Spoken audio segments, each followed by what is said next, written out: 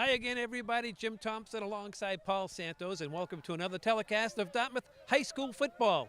This, the Division III final championship game, as we're at Dighton, Rehoboth. The Indians looking for one more game to get into that game at Brockton, but first they got to go through Dighton, Rehoboth. Well, obviously, Brockton is where you want to be in another week, but you have to get by Dighton, Rehoboth. Dighton, Rehoboth, the #1 seed. Obviously, they bring a lot to the table. They got a running back, Zalencia, I think his name is. He scored 17 touchdowns this season. They like to run the wing T. The Indians are going to have to stop that. But, hey, we said that last week, right? And the Indians have stopped every kind of offense that they've had thrown at them. So we have to come in with confidence thinking, why should it be different this week? You know, Paul, I think most coaches will tell you defense wins championships. Both these teams would be looking for championships. Both defenses giving up less than 10 a game. I'll tell you, both defenses strong. Of course, looking at it from the Dartmouth Indian point of view, how about those down linemen? How about the linebackers? How about the secondary? They do everything well. They don't have a weakness. That's the reason why we're here today. One thing Dartmouth does, Paul, is tackle very well. But I was listening to Coach Driscoll's remarks, the head coach of DR. He says if we don't tackle Martin, we don't win.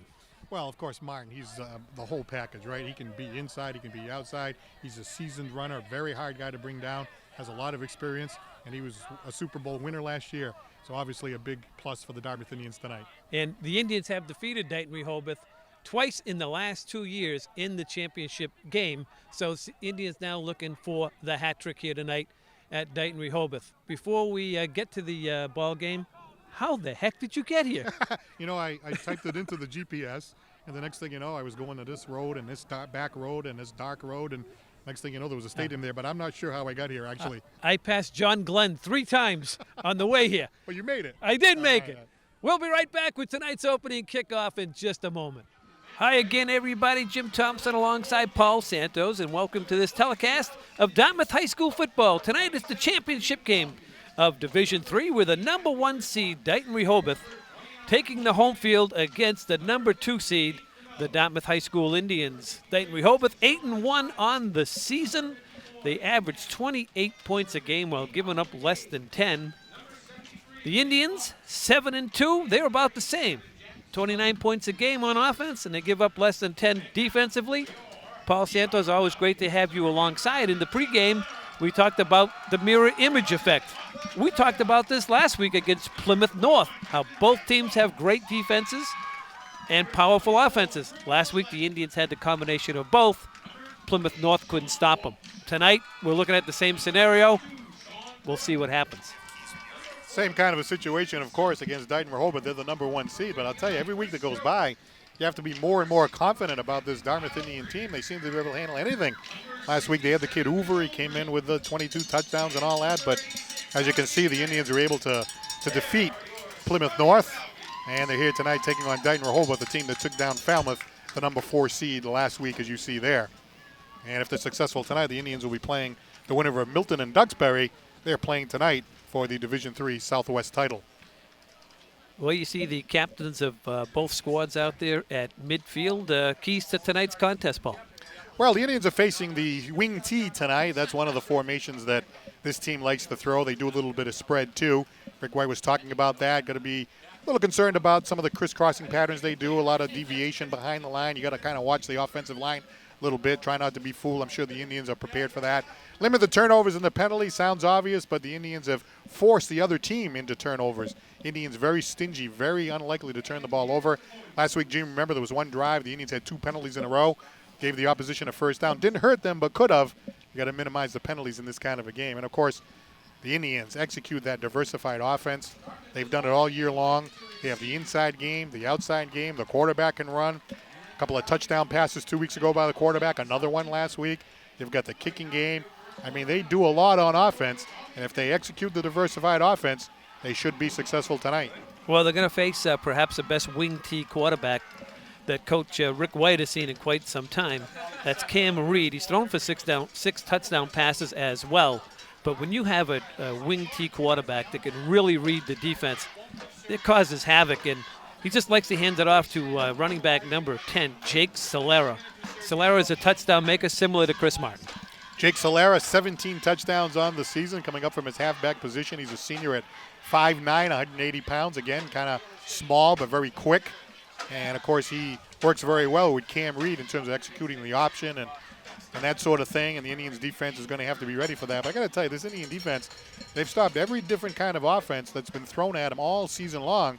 So you'd think that head coach Rick White and Coach Madden and the crew there, they've got a preparation here against this team today, and you'd have to think that confidence-wise, the Indians would be able to handle this offense, but we'll see. Take a look here at the Dighton Rehoboth offense, and obviously they're a team that's put some points on the board. They've averaging 28.5 points per game, and you see Reed, Jim alluded to him, and you see the offensive line. Offensive line, of course, very, very important to executing the wing tee. Coach White, in talking to him before the game, talked about the defensive backs and the linebackers. They got to kind of watch the offensive line, watch how they pull in determining what's going on in the backfield. Here's the defense. Dighton Rehoboth giving up less than 10 points a game, just like Dartmouth's defense. So we're all set to go, and for the play-by-play, Mr. Jim Thompson. Thank you very much, Paul Santos, and we welcome you folks in the great town of Dartmouth that we live in. And before this game gets on the way, the ball comes off the tee. So we'll reset it. Maybe the ball took a long time to get here. As we look on at the Dighton Rehoboth kicker, that's Ashton Marshall, and Marshall starts this ball game with a short bounding kick that the Indians are just going to pounce on at the 26-yard line. We'll have it first and 10. Paul, we're going to look at the Indian offense. Well, the Dartmouth Indians, a very diversified offense, as we alluded to in the open. Cole Jacobson, touchdown pass last week, 2 touchdown passes the week before. Of course, Chris Martin, 18 touchdowns on the season. Jack Sullivan, touchdown reception last week, along with Caulfield. How about that offensive line, doing the job all year, blocking for Martin. In fact, the opposing coaches have talked about how the offensive line has made room for such a great running back by Martin. And again, we're hoping to see the same again tonight. Well, they send Matty Craig here to the near side, and the Indians will run it on first down, and that's Chris Martin, who picks up 14 on his first carry from the line of scrimmage. Well, take that. The Indians handing the ball off, of course, to Chris Martin. We've talked about it so many times during the course of the season. The senior, one of the more seasoned backs on this Dartmouth Indian team, number 28, 5'7", 165. Up the middle he goes. First handoff of the game. Gain of 14 and a first down. Good look at Cole Jacobson. He's done an outstanding job from the quarterback spot. Now they're going to pitch it to Martin on the near side. Chris has got running room. Martin looks to bounce it to the outside. He's across midfield, still on his feet. And Chris is finally twisted out of bounds here on the near side at the Dighton Rehoboth 40-yard line. That's a gain of about 17 more for Chris Martin. And we've talked about Chris Martin being effective both inside and outside. Well, those last 2 plays really demonstrate that. The first time straight up the middle, this time on the pitch. And how about the difficulty in bringing him down that Jim alluded to before the game? Breaks 1 tackle, breaks 2 tackles, gain of about 17, and yet another Indian first down. That was Solera on the shoe-top tackle of Chris Martin. There's a good look at Martin, the Indian tailback. 2 receivers to his left, 1 to his right. Martin behind him. Here's Jacobson off the ball fake, and Cole's got plenty of running room. Cole's still on his feet. Jacobson and still on his feet and pushed out of bounds around the 5-yard line. It looked like you would look to pitch that ball, Paul, but there's a flag down as well. So that play's going to come back. All right, unfortunate, too, because that was a good example of the diversified offense, right? Handing it up the middle of Martin, around the side. And then Cole Jacobson with that play fake. That would have been a 31-yard gain except for this holding penalty. So, unfortunately, bring that one back. But you are getting a good look at what the Indians can do. They can do so much differently on offense, and that was a good example of it there. 15-yard personal foul. See if we can find it on the replay. Here's Jacobson, the quarterback. He's really turned into a very good running quarterback. You see the linebackers there falling for the play fake. That's a tight shot. I'm not sure I've seen a hold yet. Well, they'll spot the football 15 yards back, but it still is an Indian first down. Just underway here. And the Indian offense coming out here on fire. And here's Martin. Martin tries the right side. Now he bounces it out. They spin him down at the 21-yard line. Making the stop for DR was Cameron Reed. Now, even when Chris Martin gains only about 4 yards or so, which he did that time, really fun to watch how difficult it is to bring him down. He just turns and twists and keeps those legs moving. And it takes about 3 or 4 defenders to actually stop him. And that was another example there. Martin with a gain of 4. 2nd and 6 now here for the Indians. Jacobson has Martin flank his left. 2 receivers to each side. Man in motion. That's Tisdale in motion. Alex looking for running room to the outside. They force him inside. And a nice defensive job there by Roby Mayer to tackle Tisdale for just a short gain, which will bring up 3rd down here for Dartmouth High School. Well, the Indians have run that jet sweep also all year very, very successfully. Alex Tisdale, the 5'9", 160-pound senior, utilizing that speed, but that time they were able to string it out. And that sets up a 3rd down situation. Again, remember, Dighton Rehoboth, very strong defense, only giving up less than 10 against all year, and a big chance for them to stop Dartmouth here on 3rd. 3rd and 4. Here's Martin. Martin rips it up the middle. He's got the 1st down. Steve Sylvia making the stop for Dighton Rehoboth. But Paul, this drive started back around the Indian 25, and they're just marching right down the field. Look at how quick Martin hit that gap. Right through the hole. Gains about 8 yards. No problem. 3rd down and short. Give it to the main guy, and there he is. Senior Chris Martin. 18 touchdowns on the season coming in to today's game. 1st and goal now for the Indians. Here's Martin. Toss to the right, and flag comes down before Martin can do much with that. Let's see what we have. We have false start Indians, so that'll back them up 5.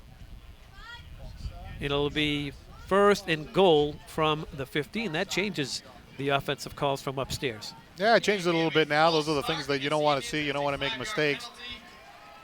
Take a look at the far sideline, which is head coach Rick White. Had a chance to chat with him before the game. Always interesting to talk to about strategy and looking at film. And there you see the coach of Dighton Rehoboth, Dave Driscoll, here since 1978. Jacobson out of the gun. Couple receivers to each side.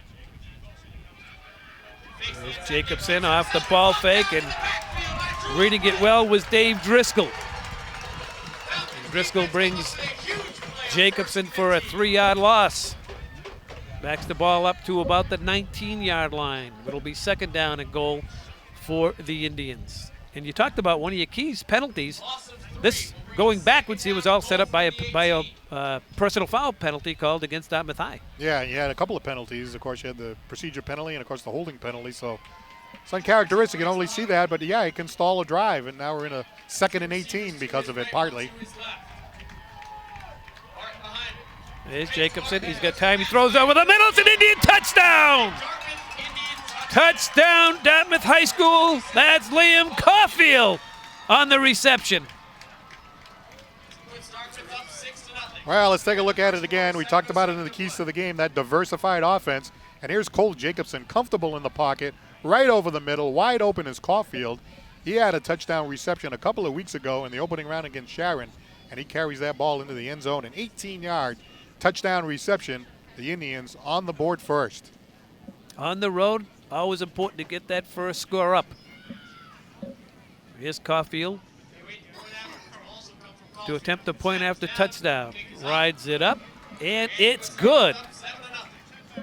And he's been money since he replaced a starting kicker a few games ago. So with just over 7 minutes to go, Indian sideline jubilant. They've got the lead, Paul, at 7-0. Well, that was a pretty impressive drive there by the Dartmouth Indians. They ran off 8 plays. It took about 3 minutes and 55 seconds off the clock. And it was finished off, of course, by the 18-yard touchdown pass from Cole Jacobson to Caulfield and a Dartmouth Indian touchdown. But I got to tell you, the offensive line, we've talked about the blocking of the offensive line all year. As you look at a very happy Coach White, at least in the early juncture of the game. But how about the pass protection, right? The offensive line has really delivered great pass protection for the quarterback, and that's really helped the Indians' success in the passing game. And you talked about Caulfield, right? 16 point after touchdowns coming into today's game, including a field goal last week against Plymouth North and a field goal the week before in the quarterfinals against Sharon. So another weapon in the arsenal for the Dartmouth Indians offense. Jake Solara along with Steve Sylvia back deep to receive for DR, who finds themselves trailing early here in the first. That's Caulfield to kick it away for the Indians. High, end over, and backs up Solara. from 2 yards in his end zone. And Solera gets it out to about his 10-yard line. But the Indians take him down there, so not so sure that was a heads-up play by Solera. The offense now, Paul, got to start deep in their own territory from their own 10-yard line. Well, Jake Solera, a very talented player. He's the halfback who has 17 touchdowns on the season, a 5'9", 180-pound senior. Maybe he was thinking, okay, we're behind by 7. Maybe I want to give this offense a little jolt. Maybe I want to carry it out. Maybe I want to get good field position. But, hey, the Indian special teams, another thing that's gone very well for the Indians, and they tackle him at the 10. Cam Reed is the quarterback. Top here to his left. We'll start out under center. Goss behind him. Inside, give to Goss. Goss up the And middle. this is Goss, and Goss gets Short gain. taken down right at the line of scrimmage. Nate DeMello, Second down. along with Sean Smilak, they'll give the runner a gain of 2. Second and long now for the Falcons of DR. This Indian defense, less than 10 points a game all season long. And what a game Jack Sullivan had last week against Plymouth North. He wears uniform number 87. Here this time to his right. Man in motion to Solera. Inside, give Here's Solera looking for running room, and he's not going to get any room at all. Nate DeMello there once again for the Indians. He's helped there by Colin McCabe. So they'll give him a gain of 2. Paul, looks like about second down and a long 6, a third down and a long 6. Well, the Indians defense coming out strong in the first couple plays from the scrimmage. How about Nate DeMello 2 times in a row? The senior outside linebacker, 6'1", 185, just cutting right through and taking down Solera, their top back. And right off the bat, this Dighton Rehoboth offense looking at a third down and 6. Reed brings him up. Third down for the Falcons offense. Third down and 6. Down 7-0. Reed under center. Walsh in motion.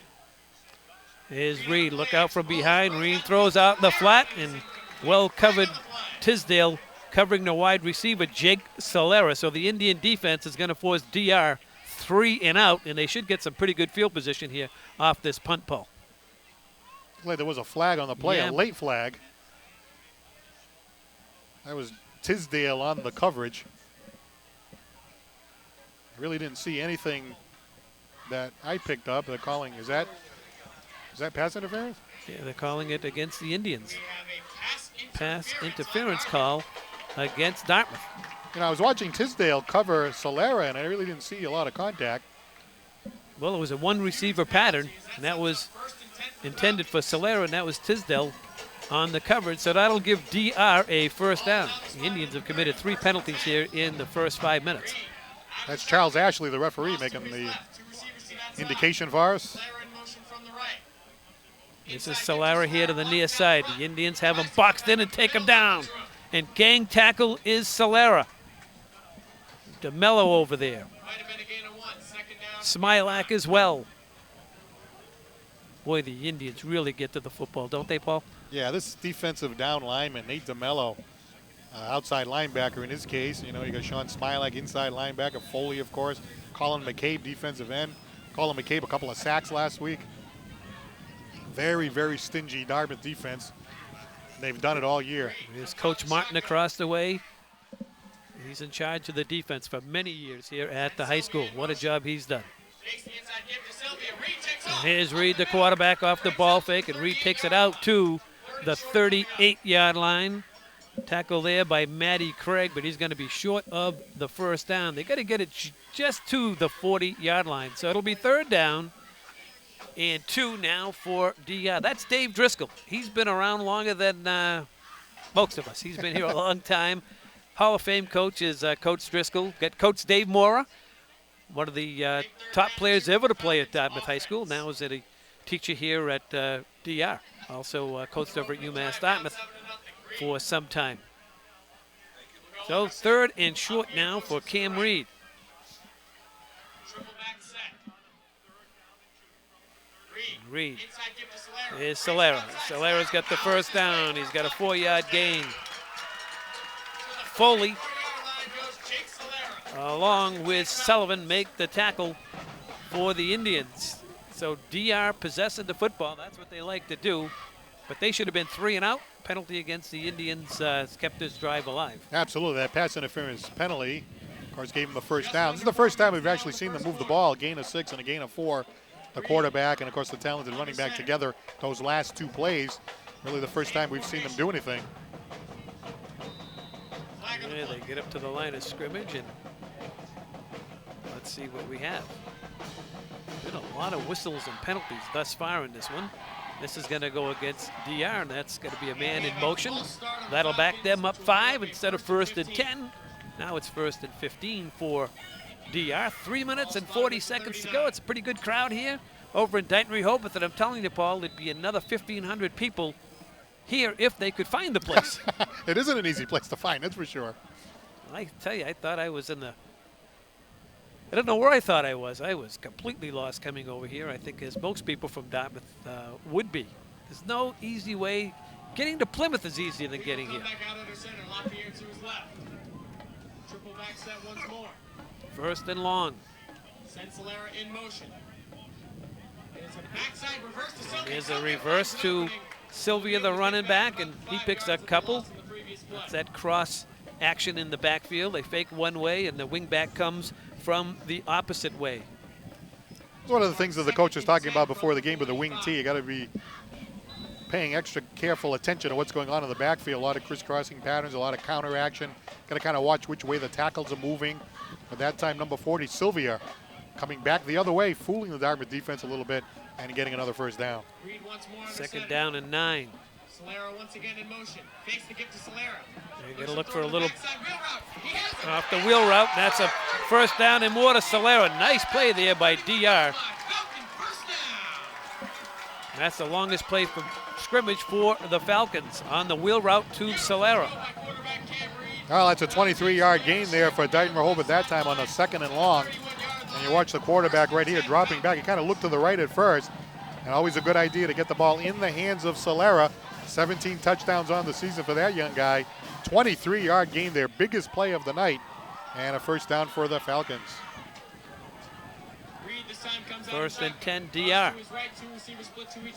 They work out of the shotgun, and that's Sylvia in motion. And Sylvia gets tackled in the backfield. Coming up with a big play for the Indians was Colin McCabe.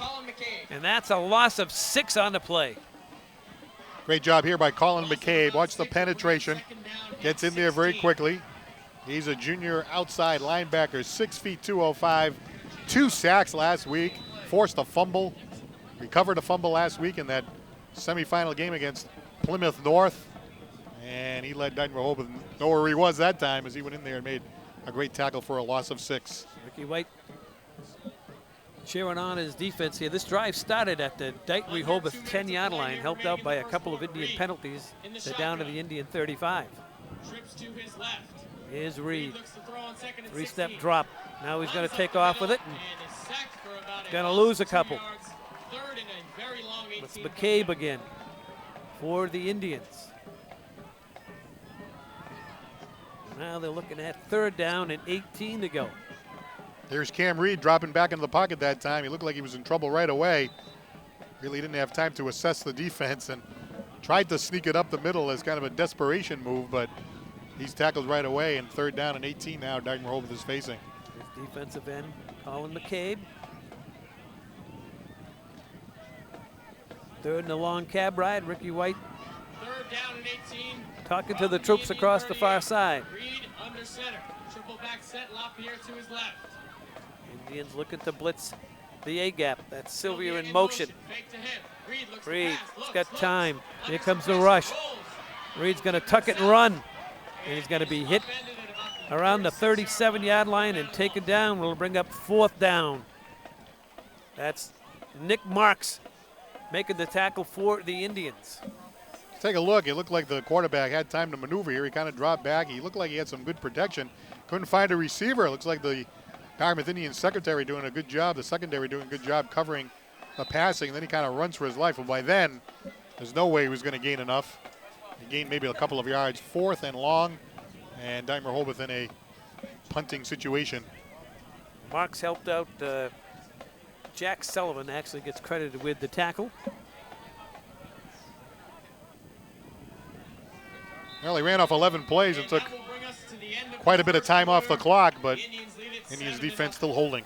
So that'll do it at the end of one. Here from Dighton, Rehoboth, it's Dartmouth High School 7, DR nothing. DR the number 1 seed. The Indians on the road as the number 2 seed. Indians had the ball just for one possession. DR 2 possessions, 1 score. That came from the Indians. Yeah, it was a nice play, too. It was an 18-yard touchdown pass from Cole Jacobson to Liam Caulfield. The Indians have been moving the ball pretty well before that, too, but I'll tell you, it was great to see the Indian diversified offense. They're running Martin to the inside, running Martin to the outside, the jet sweep with Tisdale. And then when the Indians got into a 3rd and long situation, they just dropped the quarterback, Cole Jacobson, back into the pocket. Great pass protection by the offensive line, and the pass over the middle and the touchdown to Caulfield. There's the Dighton Rehoboth marching band to our left, providing some spirit here for Dighton Rehoboth. But so far, Indians up 7-0. And one thing I noticed, Jim, they talked about the point of attack. Coach Lynch always used to say, you win the game at the point of attack. I mean, I think the Indians are winning at the line of scrimmage, at least so far. Well, they're in punt formation.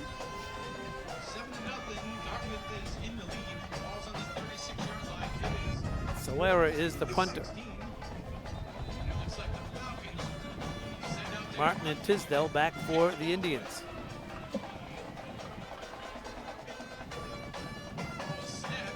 Kick it away, high kick, fair catch called for, and it sails into the end zone. I'm sure that's not what the DR coaching staff wanted. With punting from the 50, you want to pin the Indians inside the 15 at least. So they'll march the football out to the 20, where the Indians will have their 2nd series of the game. The first series, they took it all the way downfield, threw the touchdown pass to Caulfield. Here's a look at the Indian cheering section across the way, but a lot of Dartmouth fans are on this home side because the stands are a little better. It's a little closer to the parking lot. Yeah, exactly. And it's a lot bigger. The stands are bigger on this side, and the other side is very small little stand set up over there. So, yeah, a lot of the Dartmouth fans are mixed in on this side. So Jacobson will work out of the shotgun. That's Martin behind him. And here's Martin. He breaks through the first wave, and Chris is just chugging along out to the 30-yard line. He's got himself a first down. Sean Pereira made the stop for DR, but not before Martin picks up an Indian first down. About an 11-yard gain that time for Chris Martin. We get another look. I'll tell you, the Dighton Rehoboth defense has had a problem stopping Chris Martin so far. Again, we're only early in the 2nd quarter, but they're going to have to figure out a way to slow him down if they're going to stop this Indian team. So far, Chris Martin has definitely dominated on the inside run.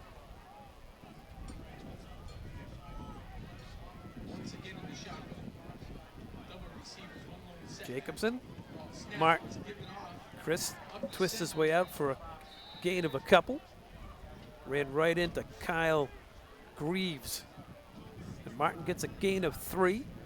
2nd down and 7 now for the Indians. We're approaching the 10-minute mark. We're on the road here at Dighton Rehoboth. I'm Jim Thompson alongside Paul Santos and a cast of characters from the DC TV production team. Characters. Trust me, Paul. You've been around here a while. They are characters.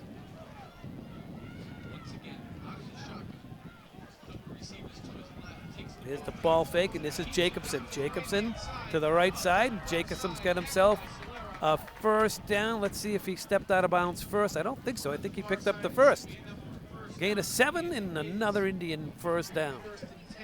Watching that official to the far side. Wasn't quite sure that Cole may have stepped out just short of the sticks, but he didn't. Back to the huddle is the Indian quarterback. 1st and 10.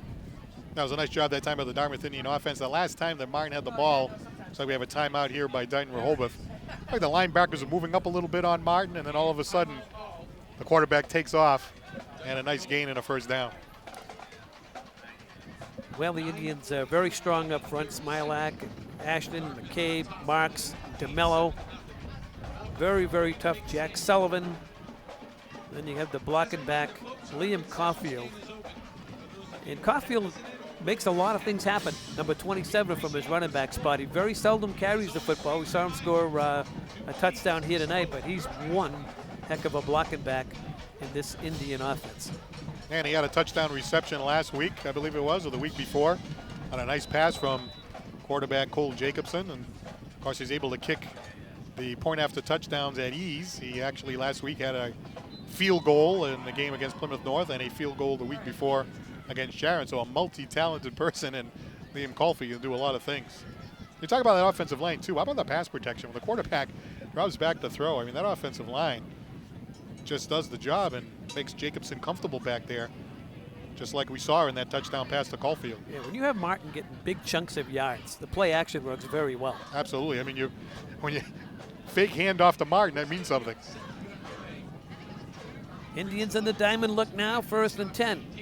Here's Martin. Martin bounces it to the outside. Martin's out. Still on his feet is Martin. And he's got himself another 1st down as Dighton Rehoboth is having a heck of a time trying to catch him and get him to the ground. Look, there's 7 DR defensive players. They're taking down Martin, but not before he picks up another 1st down. And the Indians are racking up the 1st downs here in the first half. They've only had 4 plays in this drive, and 3 of them have been for 1st downs. So look at this. It looks like they're going to have him, but then he bounces to the outside, gets hit, still won't go down. Unfortunately, we do have a penalty holding against Dartmouth, so that's going to bring that one back. I think that's the 4th Indian penalty. So again, keys to the game, talking to the coach. Hey, the Indians are doing well so far, 7-0 lead. Things are going their way, but you got to eliminate the penalties. Absolutely. And sometimes in plays like that where a runner is so elusive like Martin, sometimes you hold by accident. You just get in the wrong position, and it looks like hold. Looks like you're just trying to hold on to a guy. And the referee got someone there for the Indians on the holding call.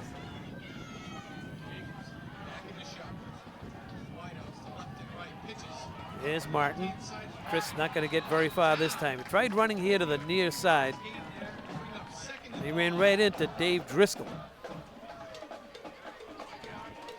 So a very little gain that time by Martin. Of course, it was a 1st and 20, which changes the whole dynamic of what you're going to do. Now you're 2nd and 20. So we'll have to see what the Indians do. You might end up in a passing situation.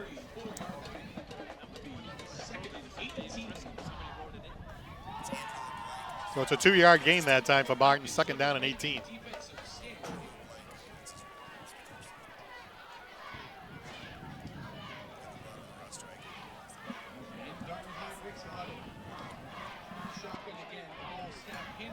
Here's Martin. Martin turns it back inside. He's across the 40 and skips his way out to the 41-yard line. It'll bring up 3rd down and 12 yards to go now for the Indians. They have to get the ball to the DR 48 to pick up a 1st. The Indians sending out a few wide receivers that time in the formation, maybe making the defense thinking that, hey, in the 2nd and long, maybe they're going to put the ball up, but then they shoot Martin up the middle, but they're still looking at a 3rd and 12. This could potentially be a passing situation, and we have a timeout on the field being called by Rick White and the Dartmouth Indians. Well, So a good time right there for a timeout. Want everyone to know at home that there is a roster change. Andrew LeBlanc is number 24, not Dave Driscoll for DR. Remember that, will you, Paul? Yes, I'm making a note of that right now. Okay. This is important, you know. We've been doing this a long time too, and worst thing can happen is they give you a roster, and there's something wrong on the roster, and you spend 2 hours Which happens every week. announcing the wrong guy, right? Yeah, And then somebody tells you with a minute left, hey, you just had it wrong the last 2 hours. Yeah, what's even better is you'll be doing a game and then you walk into the stadium and, you know, we volunteer, you know, for the most part doing this, and we try to do the research, but you don't bother the coaches during the week. So, and then you have some angry parent come up. You didn't pronounce my kid's name right.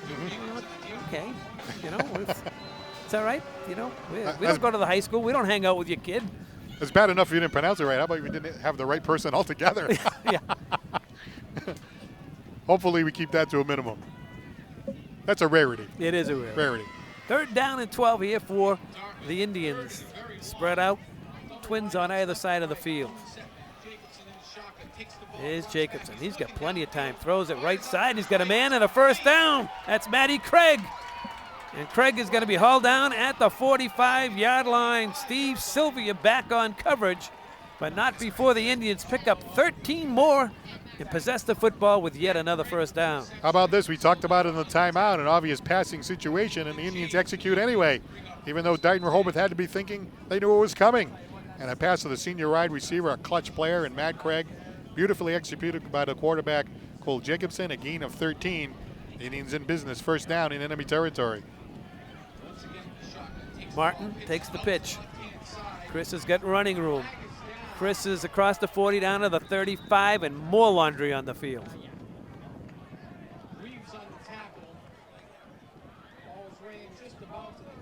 And sometimes, Paul, if you've been doing games a long time, and I coach for a little bit, once the officials start throwing flags, you've got flags the rest of the game. It just doesn't stop. It's kind of like an open the floodgates kind of a thing. Another holding penalty against the Indians. That's the 5th penalty against Dartmouth tonight. And Ricky White's got to be beside himself across the way. It's nice to get these big chunks of yardage, but you can't afford to be taking these penalties. There's Rick. The Indians have been able to convert on these 3rd and longs, but as you pointed out, to do it over and over again all night long against the #1 seed, not where you want to be. Push the football back to the 47-yard line. They got to advance it down to the 35 of Dighton Rehoboth. 1st and 18 for the Indians.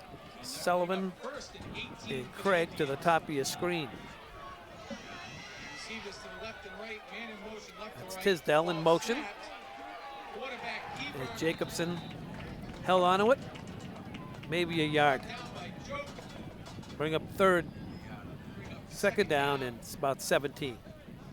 Dighton Rehoboth defense not fooled that time by the fake handoff to Tisdale on the jet sweep, stayed home. And when Jacobson tried to sneak up the middle, there was nothing there, tackled immediately.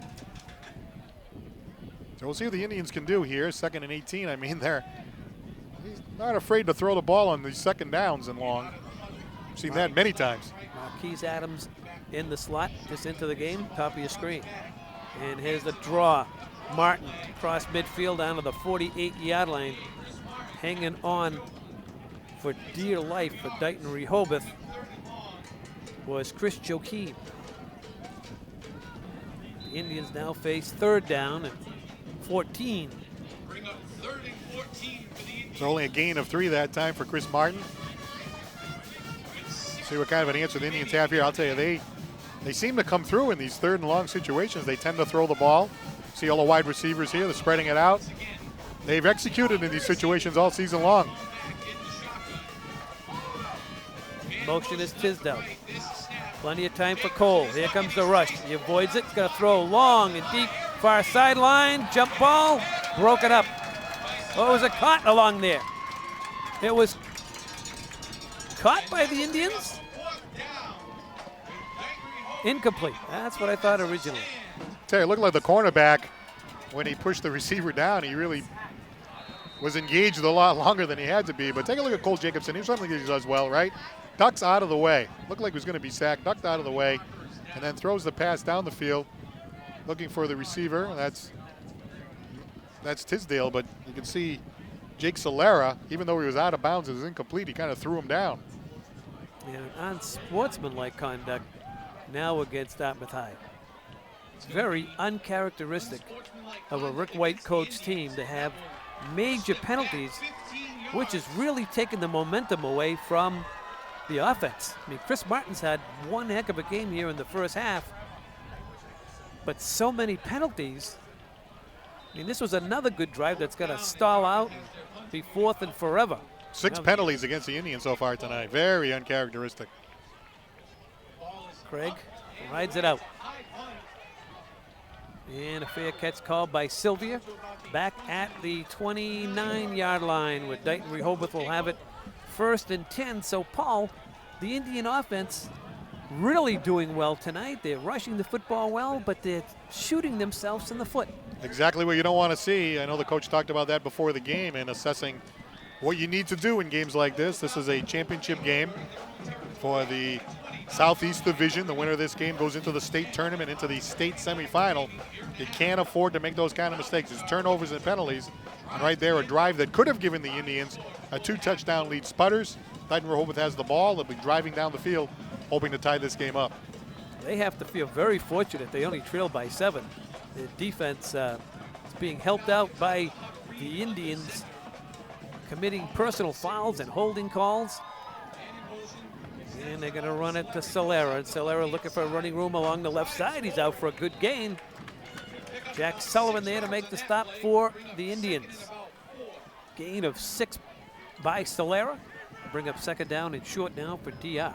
It's over and done with now, but it seemed like when Tisdale was down there trying to catch that ball, they took him and threw him down out of bounds. There was no flag that time. Of course, we're doing this from the Dartmouth point of view, but Solera this time running the ball in that last play. They really need to get him going, and you know, maybe as the game goes along, things will start loosening up for Dighton Rehoboth. At least that's their hope.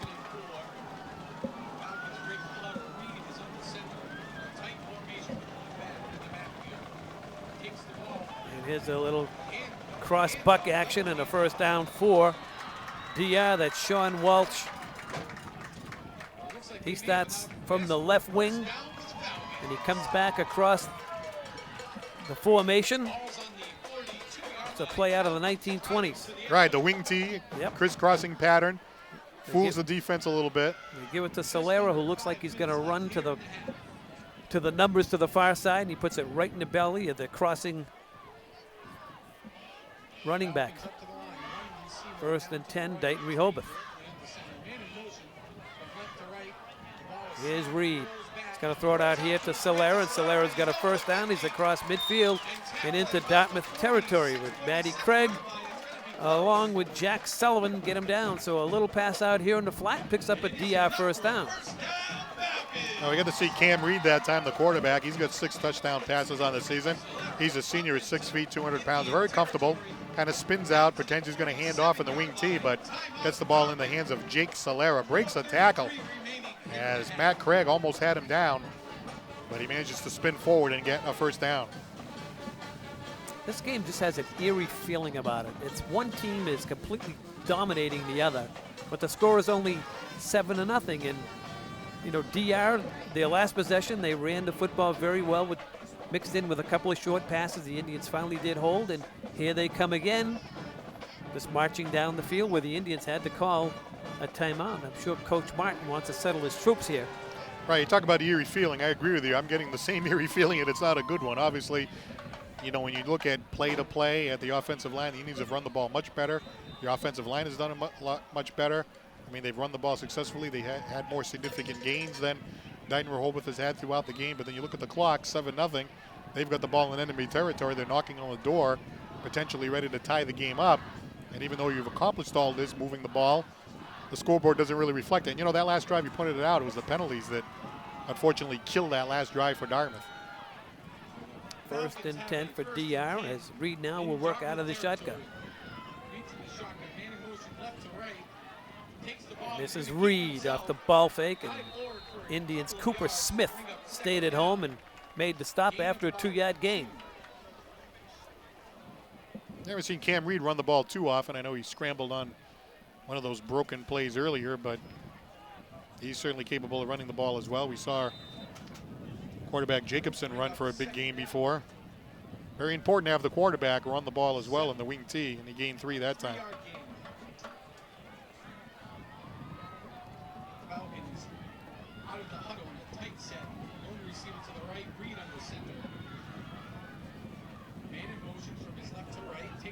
Here's Solera. Solera breaks through. Look out, he's in the secondary.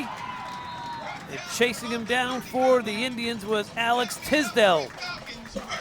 Tisdale didn't grab him. He may have been gone. Well, that's a 15-yard gain. Look at all the crisscrossing action there. Who's got the ball? Well, it's number 10. And that's Solera. And, of course, Solera moving into enemy territory. 15-yard gain. One of the better runs of the night for the talented Dighton Rehoboth running back. And Dighton Rehoboth starting to move the ball more now with 3.5 to go in the second quarter. First and 10. Here's Reed to Solera. Solera across the left side, a gain of a couple. Cooper Smith there for Dartmouth High School. Brendan Foley there assisting as well. 3-yard gain for the Dighton Rehoboth runner. Just over 3 now to play in the opening half. The Indians have a 7-0 lead, but you have the feeling that it should be more. They've had several major infractions called against them. At least 4 holding calls and a personal foul that I can recall.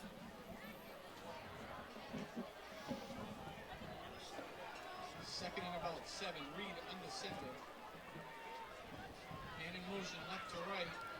They're going to toss it here to the near side. This is Goss. Goss looking for running room. Didn't get very much.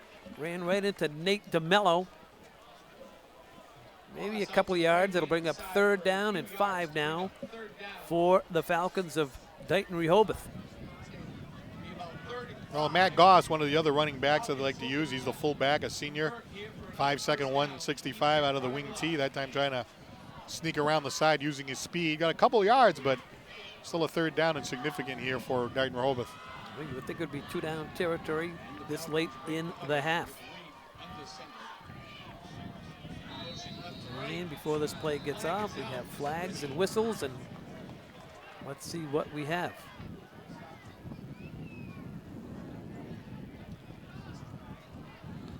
Nothing worse than playing a championship game and the referees are going to decide they want to be part of it.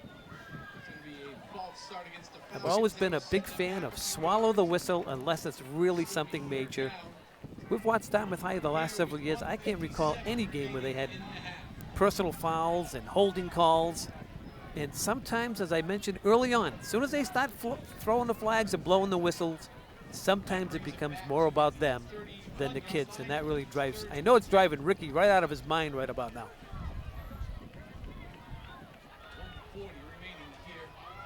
3rd down and 10.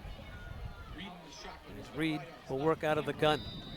And now, before the play gets off, we have a timeout called by Coach Driscoll along the near sideline. 1:31 to go in the first half. Dartmouth High School 7, the #1 seed DR nothing. What do you think, partner? I don't know. When the game first started, it sounded like the Indians were doing the usual thing. They come out, they get the ball, they march right down the field. They get a touchdown from Chris Martin, touchdown number 17 on the season for him. Everything's feeling well. They then hold DR. They get the ball back. They're moving the ball. They're having gains of 6 and gains of 8, and they're passing the ball, and quarterbacks running the ball. Then all of a sudden, one penalty after another. The drive sputters. Dighton Rehoboth gets the ball back. Totally different on this drive. Moving the ball methodically down the field, taking time off the clock. And you see Coach Dave Driscoll, he's looking at 1:31 to go in the half. 4-down territory, even though it's 3rd and 10. He wants to do something here before the half, try to tie this game up. Here's Reed. Here's the rush. And Reed's going to be taken down. Colin McCabe making the play for the Indians. No gain on the play. It'll be 4th and 10 now for DR. Colin McCabe, a junior, 6 feet 205. You see Reed back in there, but here's McCabe. As soon as he took off, McCabe was there waiting for him. And quarterback Reed had no place to go. And a timeout called by Rick White and the Dartmouth Indians. Coach Martin will dial up a defense here. On 4th down and 10 with just over a minute to play. Next week, the winner of this game on the road up to Brockton, where they'll face either Duxbury or Milton. Yeah, they're playing tonight at Milton. Milton, the #1 seed, and Duxbury, the #3 seed. And we don't know exactly the location. Last year, the game was played at Marciano Stadium in Brockton. A real thriller. The Indians came back in the 4th quarter, got a touchdown, an onside kick. Totally outplayed. Another touchdown, totally outplayed, and found themselves in the win column. That can happen. Anything can happen. One of the greatest comebacks in Dartmouth High School history, bar none. So 4th and 10 now for the Falcons. Reed will work under center.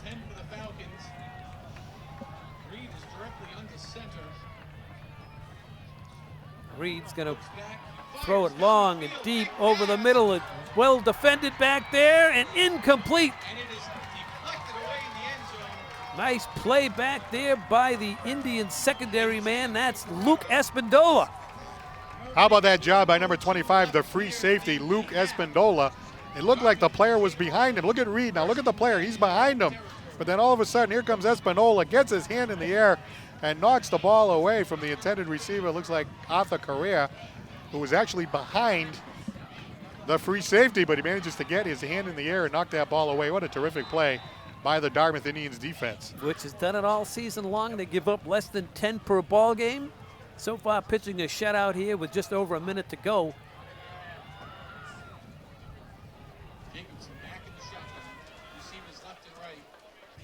There's a pitch to Martin. Chris looking for running room. Gets through the first wave and picks up 12 and a first down. But this is how every drive is started. The Indians getting large chunks of yardage, but all of a sudden flags get thrown and they start to go backwards instead of forwards. However, they have a first down and 10 now from just across the 40-yard line.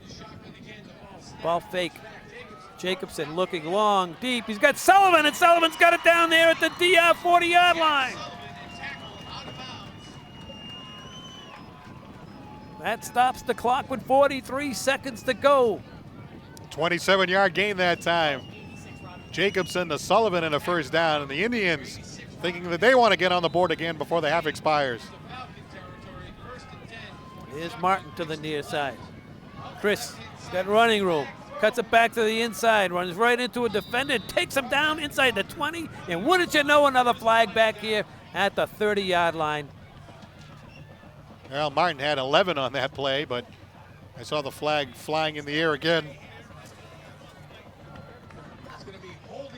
Absolutely ridiculous. I think that's the third or fourth holding penalty against the Indians. Where is it, folks?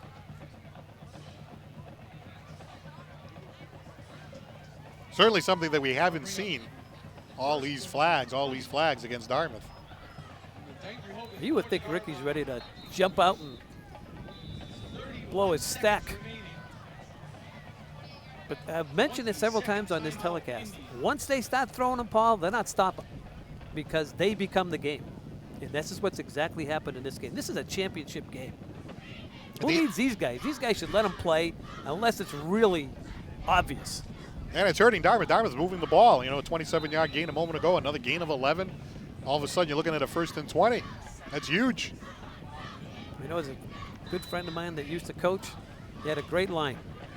I coach him all week. I put in 30 hours, and it takes you 1 minute to unravel the whole thing.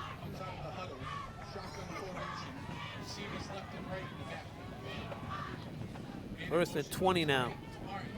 Here's Tisdale. Tisdale scoots down to a 30-yard line at DR. The clock's still running. Now it stops at 22 seconds. Tisdale picked up about 9 there, almost getting half of what's needed. It was a 1st and 20, so now it'll be a 2nd down and about 11 and a timeout. 22 seconds to go. Ball down now just outside the 30-yard line. The Indians, you know, they have that kicking game. If they can't get into the end zone, they can get into field goal range. We've seen Liam Caulfield lay into them 2 weeks in a row, kicking a field goal last week against Plymouth North and kicking one against Sharon as well. I think Ricky wants to kick somebody as he walks off the field. Just don't know which one he's going to kick. 22 seconds to go, 2nd down and 11. Jacobson's got time, launches it far side. He's got a man out there. Let's see, incomplete. May have been deflected by Jake Solera along with Sylvia back there. And also Robbie Mayer. Well, a good call here by the Indians. You want to get your crack at the end zone, and you see Cole Jacobson laying it out there. And, hey, you got Matt Craig down there. You'll take your chances with him. 2 number 10s trying to get the ball. Jake Solera, of course, the talented Dighton Rehoboth cornerback, and Matt Craig, number 10 for the Dartmouth Indians. But he was covered pretty well that time. Indians now in a 3rd and 10. 14 seconds. Still got a little bit of time to play with.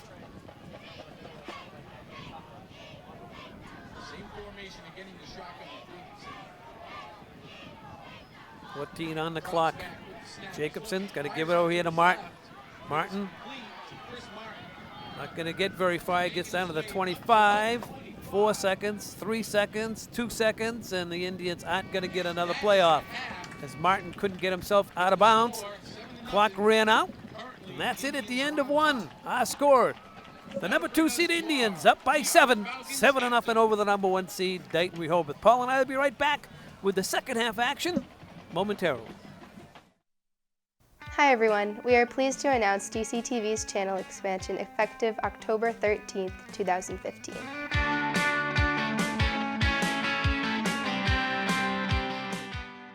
All educational access programming can now be found on DCTV Channel 9. This includes Dartmouth High and UMass Sports, Dartmouth Public Schools Music, school committee meetings, UMass Dartmouth programming, and Dartmouth Public Schools programming. All government access programming can be found on DCTV Channel 18.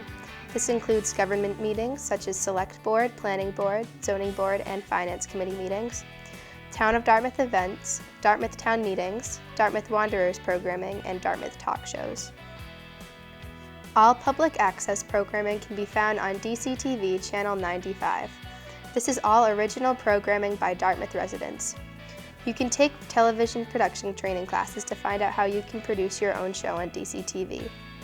For more information on the channel expansion, you can visit www.dartmouthtv.com or you can call 508-984-1359. Thank you.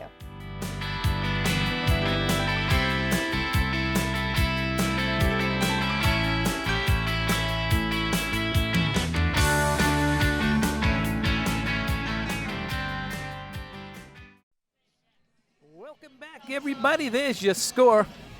Indians 7, the Falcons of DR nothing. We said midway through the first half that this game just has an eerie feel to it. The Indians have been pushing Dighton Rehoboth up and down the field. They've had a strong defensive showing here, shutting out DR in the first half. But Paul, the penalties. It's just, I have never seen an Indian team perform like this, and it's got to be driving Ricky out of his mind. Yeah, there are actually 7 penalties called against the Dartmouth Indians in that first half for 77 yards compared to Dighton Rehoboth. They had 2 penalties for 10 yards. And, you know, the Indians actually outperformed them on offense throughout the entire first half. In total offense, the Indians had 200 yards compared to Dighton Rehoboth's 88. So they outperformed them offensively 2-1 in terms of yards gained, yet it's only a 7-0 score up there on the scoreboard. That's the thing that makes things a little eerie because, you know, Dighton Rehoboth is a solid team, #1 seed. They're hanging around. They're going to get the ball first here in the second half. Obviously, we have a ball game here tonight. And the penalties have been called by one official on the near side. He's called at least 3 holding penalties. And that just drives you crazy because these guys are being graded to get to the next level, to the championship game, perhaps at Brockton or wherever they decide next week, in the Super Bowl. Everybody else on the field, I haven't seen a flag other than a motion call, but even that's by the same guy. And that will drive a coach out of their mind because is it about being graded? Is it about, I want to control the game? And I never speak like this because I like officials. I don't know what this guy's name is, but he's really, you know, it's the same guy throwing the flag. And I've done a lot of Dartmouth games. You've been on board this year. 77 yards and penalties. They don't get 4 holding calls in a game, never mind. I think they had 3 in the first quarter. Right, I don't think they've had that many penalties the whole time that I've joined you here in the booth. So they actually doubled that tonight. You saw the graphic there, what's at stake? What's at stake, of course, is a trip to the state tournament and the state semifinal game. Again, yes, you only want to make the call when it's blatant. And, you know, that pass interference, I don't know what that it looked like there was a space of 2 or 3 yards between, you know, the defender and the cornerback. So I don't know what happened there. But anyway, hey, that's water under the bridge. The main thing right here, of course, is Dartmouth's defense, which has been solid all year, stingy even tonight. They have to come out with a big stand here as Dighton Rehoboth gets the ball first. Yeah, you got to just keep playing no matter. You got to tell the kids, you know, you just have to keep playing and keep the other stuff under your lid if you're coaching. You just can't lose your cool. And Ricky's done a nice job keeping his cool. He's been around football a long time. And, you know, you get big running plays. Chris Martin's had several great runs, and all of a sudden there's a flag being dropped. And hey, it happens, I guess. So let's move on here to the third quarter. We have 11 minutes ahead of us here in the third. Indian special teams unit out there. Back deep, Jake Solara, along with Steve Sylvia, as Caulfield gets set to kick it away for the Indians. Beautiful night here for football. Solara and Sylvia back to receive for the Falcons. Here's Caulfield. On the 40-yard line, another booming kick. Fielded by Solara. And this is Solara. Right next to the goal line.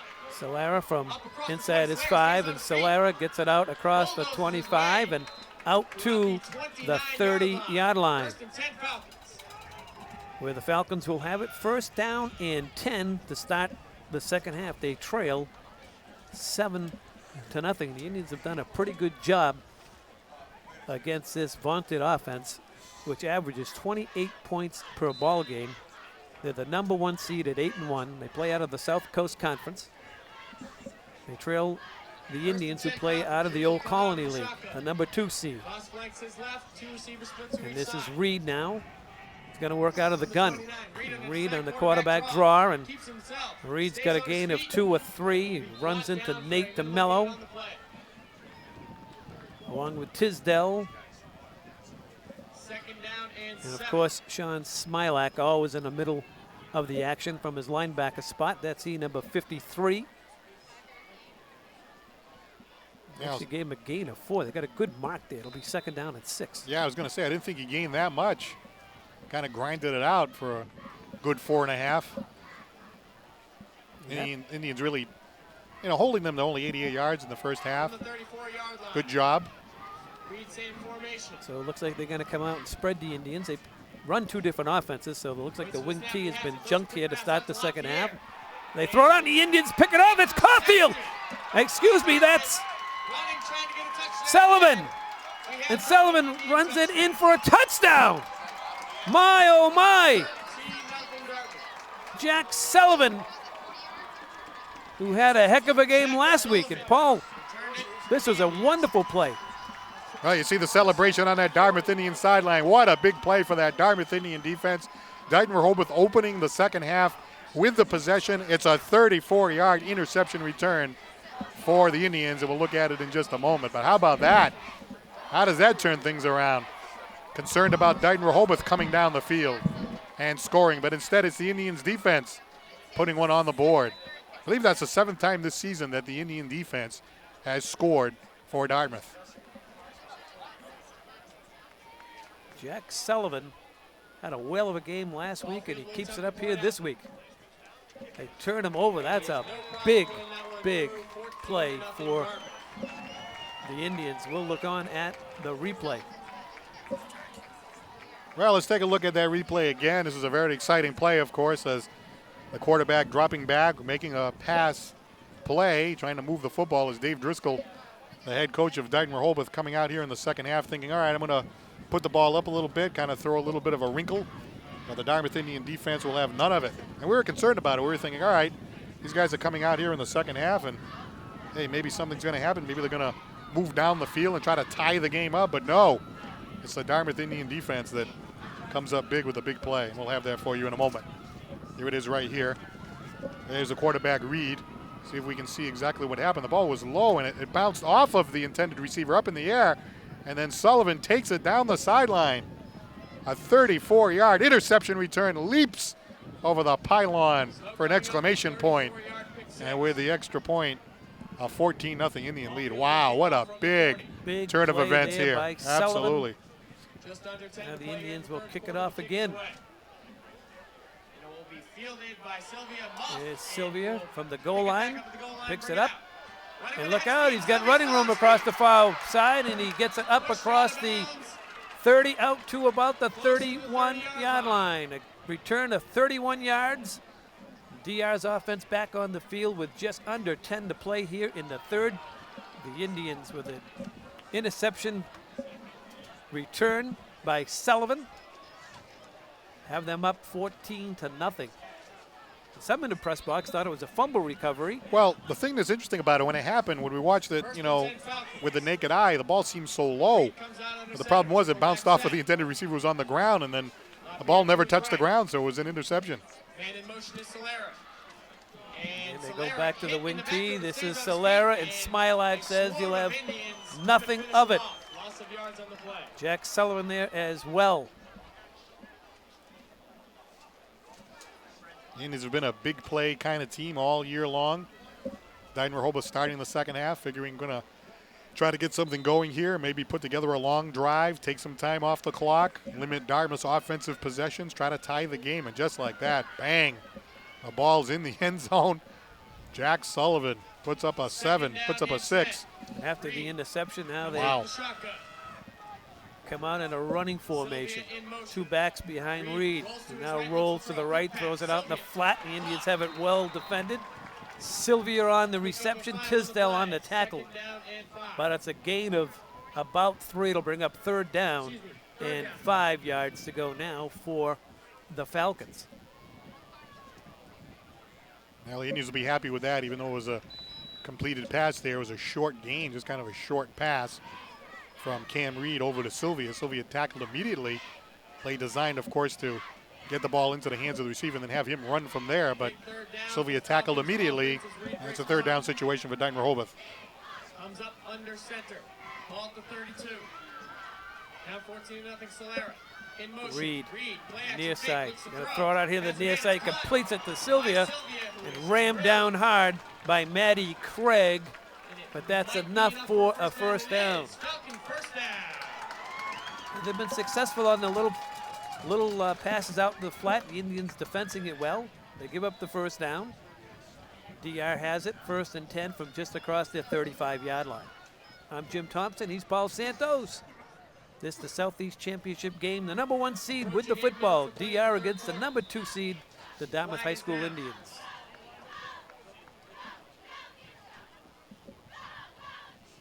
Now they get up to the line of scrimmage. This is pathetic. False start against the Falcons. The same guy. 5 yards, 1st and 15. Not not the head guy.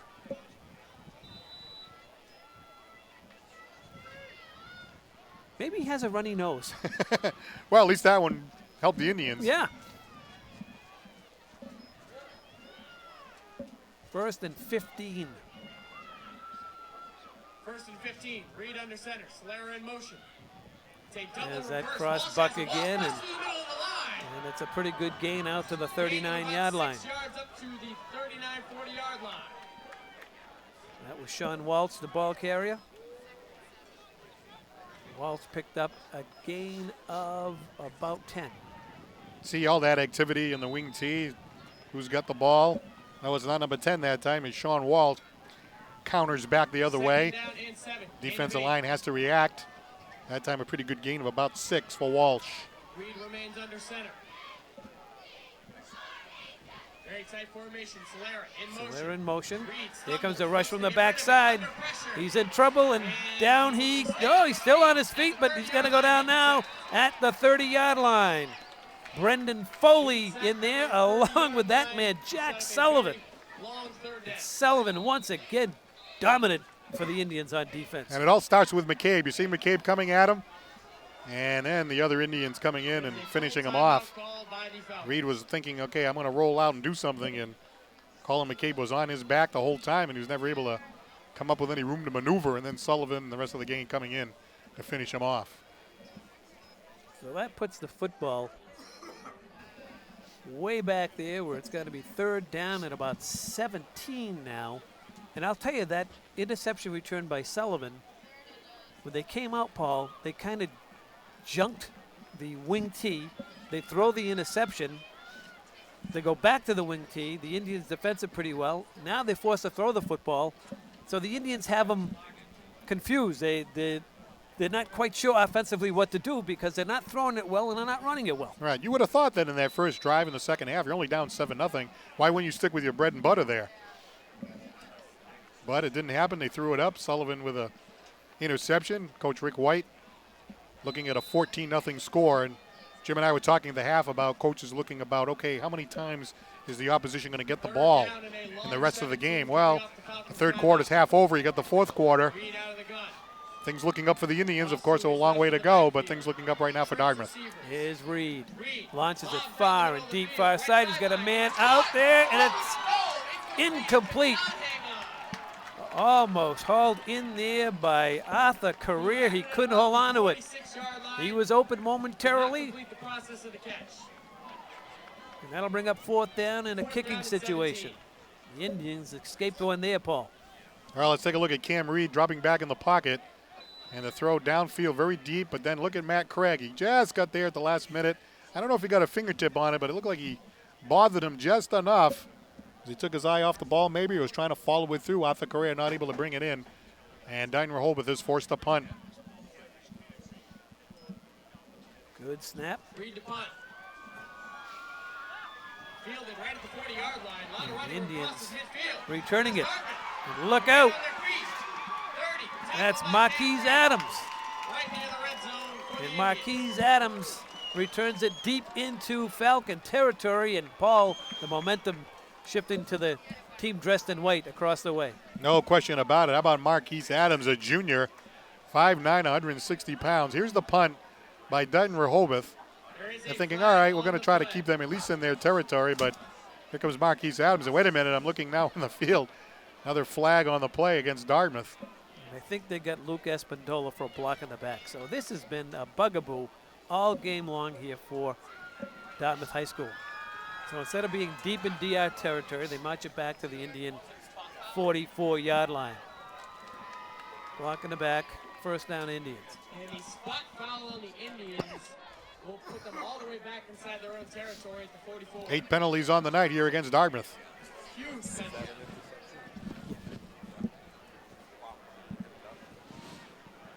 First and 10, Cole Jacobson. Marquise Adams returning that, but the block in the back brings it back. The snap he has inside give. 2. There's Martin, and Chris brings it out to the 48-yard line. He rips off a gain of 4, perhaps 5. So the Indians now in a good position here. The Indians can do a lot of ground game. They have been moving the ball successfully on the ground with Chris Martin and Tisdale intermittently. So the Indians can kind of grind it out here. Obviously a long way to go. They want to continue to move downfield, possibly put more points on the board, but they can use Martin here and not really be rushed. There's Martin, and Martin gets back to the line of scrimmage where he's planted there by LeBlanc. Andrew LeBlanc, the linebacker. First half, he was known as Dave Driscoll. Second half, he's known as LeBlanc.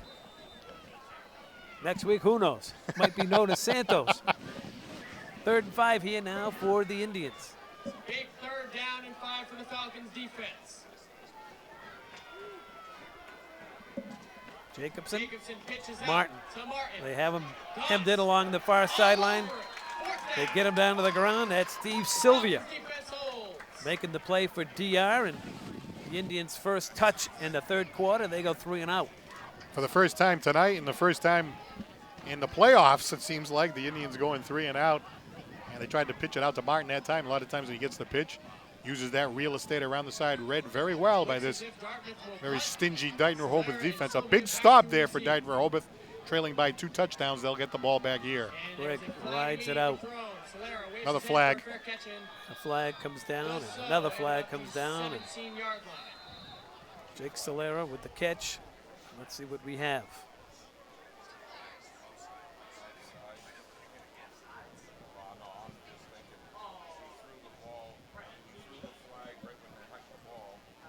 DR marching backwards. Let's see what we have there.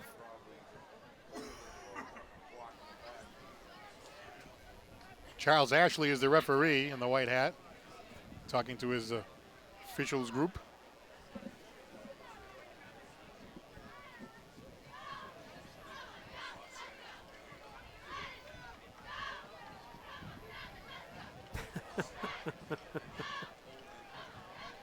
We have a false start So they're going to re-kick this thing. and a block in the back, and the penalties will offset. Offsetting penalties. You know, you look at these records, 7-2, 8-1. You don't get there unless you're a well-coached team. And this is just, I know I shouldn't be doing this, Paul, but it's driving me out of my mind. It breaks the enjoyment of the game It because most certainly the does. game keeps getting interrupted. Takes away the flow. Solera and Sylvia. So Solera and Sylvia will return once again. Craig handles the snap, and guess what? Another flag. Solera once again waves his hand for the And fair Solera fair catches it catch. at the 15. We'll wait to see what the official ruling is. And if I'm the MIAA, I'm investigating. What are these guys doing? These teams can't be this bad with their record. Now you got the number 1 Unbelievable. seed and the number 2 seed. Seems to be coming from the same side of the field. Yep, it most certainly does.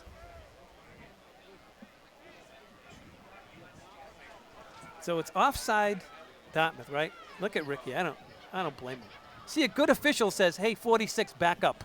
That's what a good official does. You don't want the kid to be offside. A good official will say, hey, back up, you're offside. It Right. happens to wide Yeah, it receivers happens all the time. These guys are pathetic.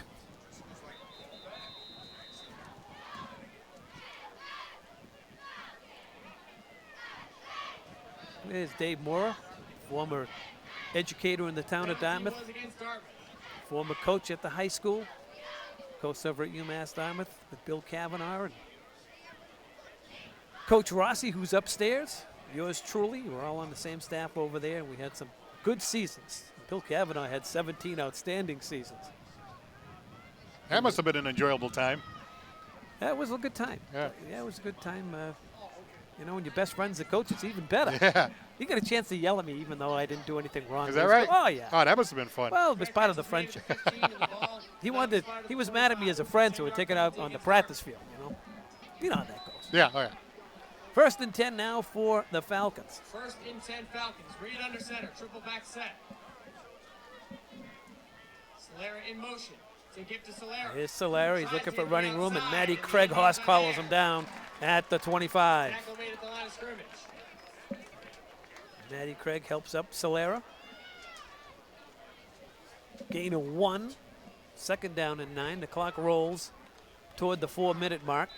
Indians on top 14-0. They should have played this game with a Chinese laundry. Second down and 10. We approach 4 minutes remaining in the third quarter. Indians lead at 14-0. Reed under center. Here's Reed, rolls right. Here's the rush, throws it long and deep into double coverage and falls incomplete. Off a career was the intended receiver as he heads back to the DR huddle. It'll be third down and 9 for DR. The clock is stopped here with 3:51 to play in the third. I'm Jim Thompson. He's Paul Santos. It's DR and the referees against the Indians, and we're holding our own. Yeah, you can understand why they went to the air there. Their time is of the essence. And the Indians have forced them to go out of their game. Third and 9. Reed out of the shotgun. Two receivers to each Reed side. He has got the time, snap, throws far side, going to come up short.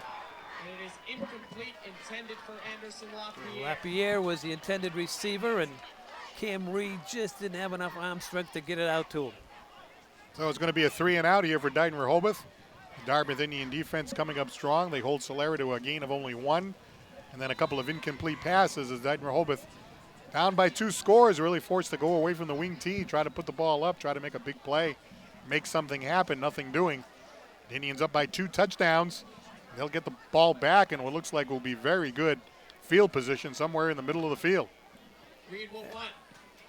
Tisdale and Adams back deep. The punt to the near side. It spikes right at the 50-yard line. Right at about the 49. Indians will have good field position. They'll mark it Indians will just take shy over of the first 50 and 10. at the 49. 3:36 to play in the third. As Ricky White talks to his quarterback, Cole Jacobson. And we've seen the maturation of that young man, haven't we, Paul? Yeah, another touchdown pass tonight. Had a touchdown pass last week. A couple of touchdown passes the week before that, so that's 4 since the playoffs began. And one tonight, an 18-yard touchdown pass to Caulfield. You got the 34-yard interception return by Jack Sullivan. Indians up by 2 touchdowns. Cole Jacobson in the shotgun. Indians come out with 4 wides, and Martin to the left of Receivers to Jacobson. Inside give to There's Martin. Up the middle. Martin Hit initially carrying by Goss. tacklers down to the 46-yard Tackles made line. After a gain of 4. Getting up from the bottom of the pile for DR was Chris Joaquin. Gain of 6 on the play. It'll be second down and 4. Getting down to the 3-minute mark, Paul, and we talked about the possessions in the second half. Got to, DR may have another couple. And that's about it. They're down by 2. That Jack Sullivan interception. What a big play that was as Milton leads Duxbury 24-14 in the other game in the Southwest Division. The winner of this game in the Southeast plays the winner Third down and in the 4. Southwest in the state semifinal game. That was Martin for a short gain, 3rd down and 4. 2:35 to play. That's a surprising score. Duxbury always has a very, very strong team. Duxbury the number 3 seed, Milton the number 1, so at least right now the number 1 seed holding their own. Diak crowding the line of scrimmage. Here's Martin. He's got running room. Look out.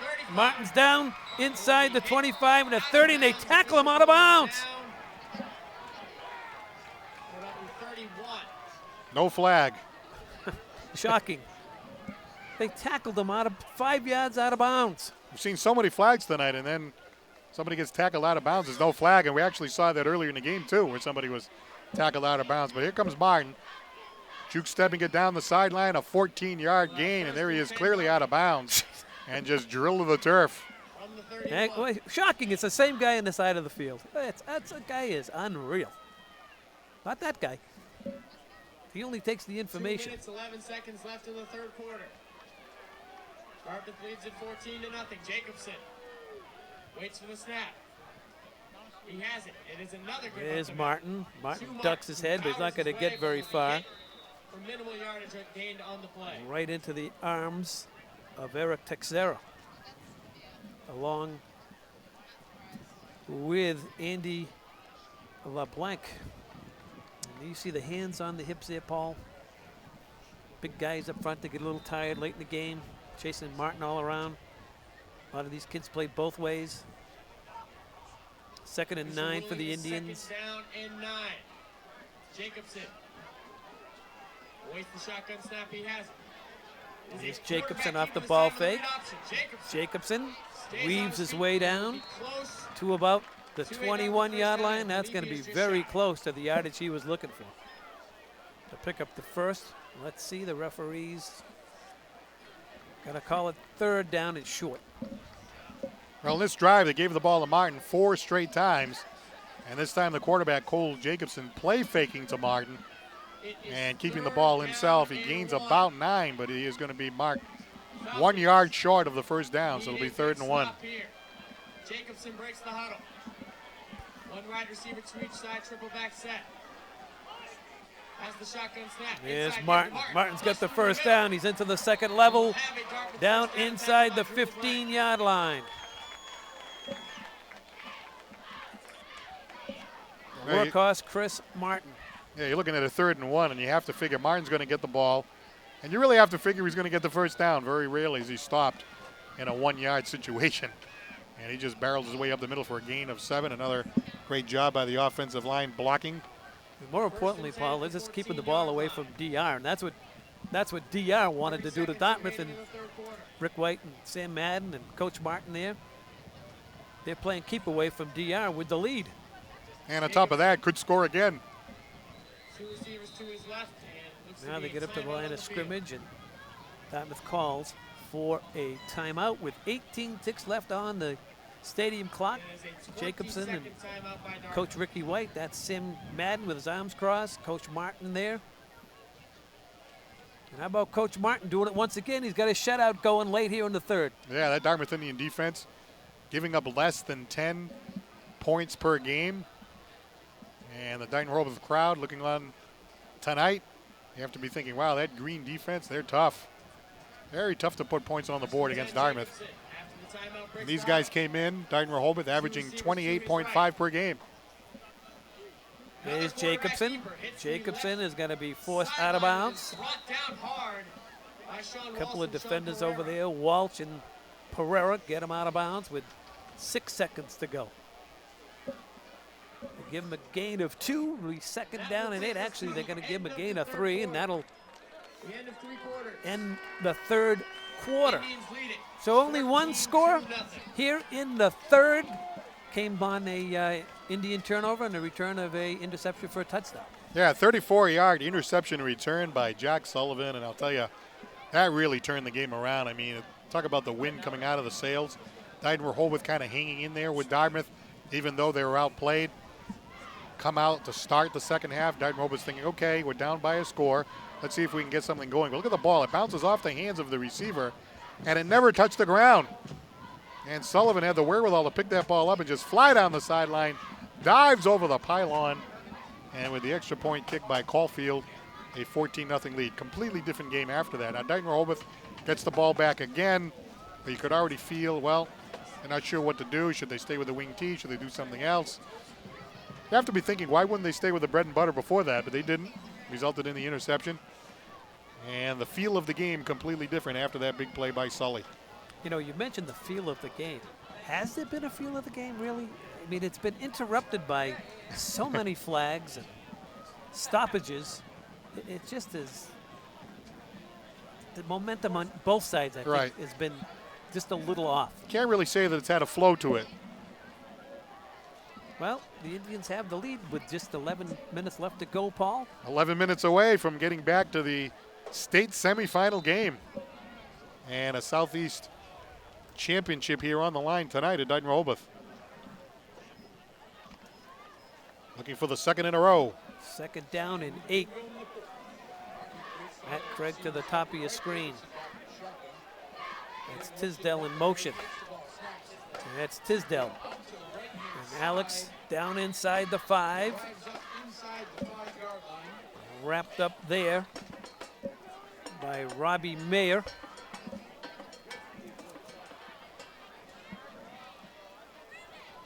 Haven't heard much from Alex tonight. Guess what? That's coming back as well. Yeah, I saw a flag being thrown to the far side of the field. And they're going to bring that one back.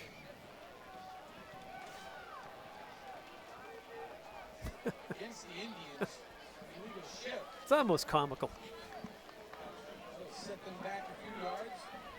It's going to be 9, 10 penalties against the Indians so far. 7 in the first half.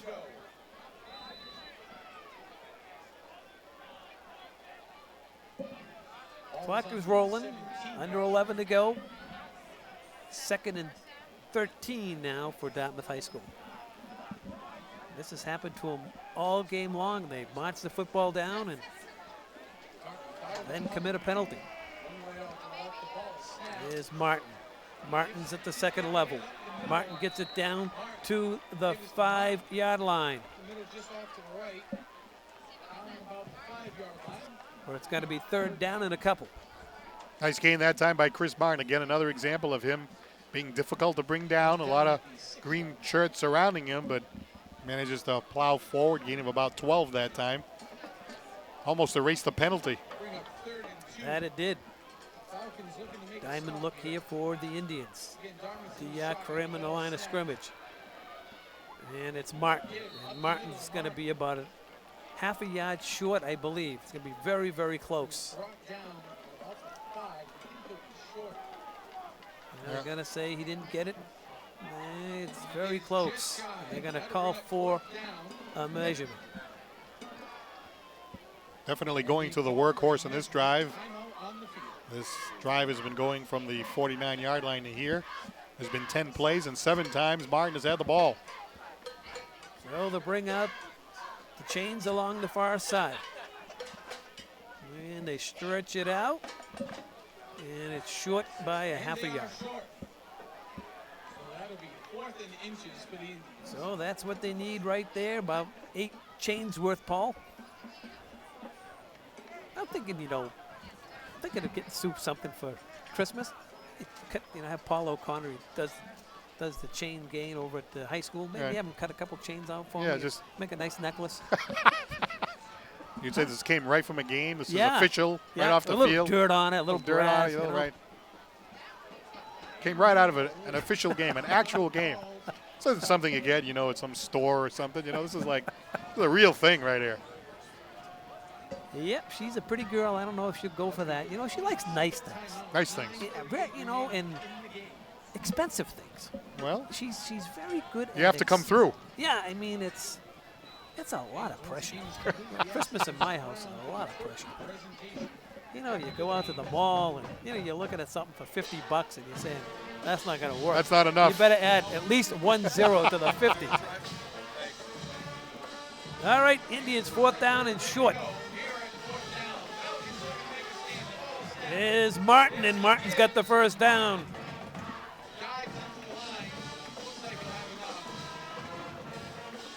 The Indians will keep the football. Well, it's hard to imagine the Indians not getting a first down on a 4th and inches with the weapons that they have. They get right back to Martin, gets the first down, 1st and goal for the Indians, and this could finish the Dighton Rehoboth team off. They get into the end zone right here. Indians chewing up a lot of clock. Yeah.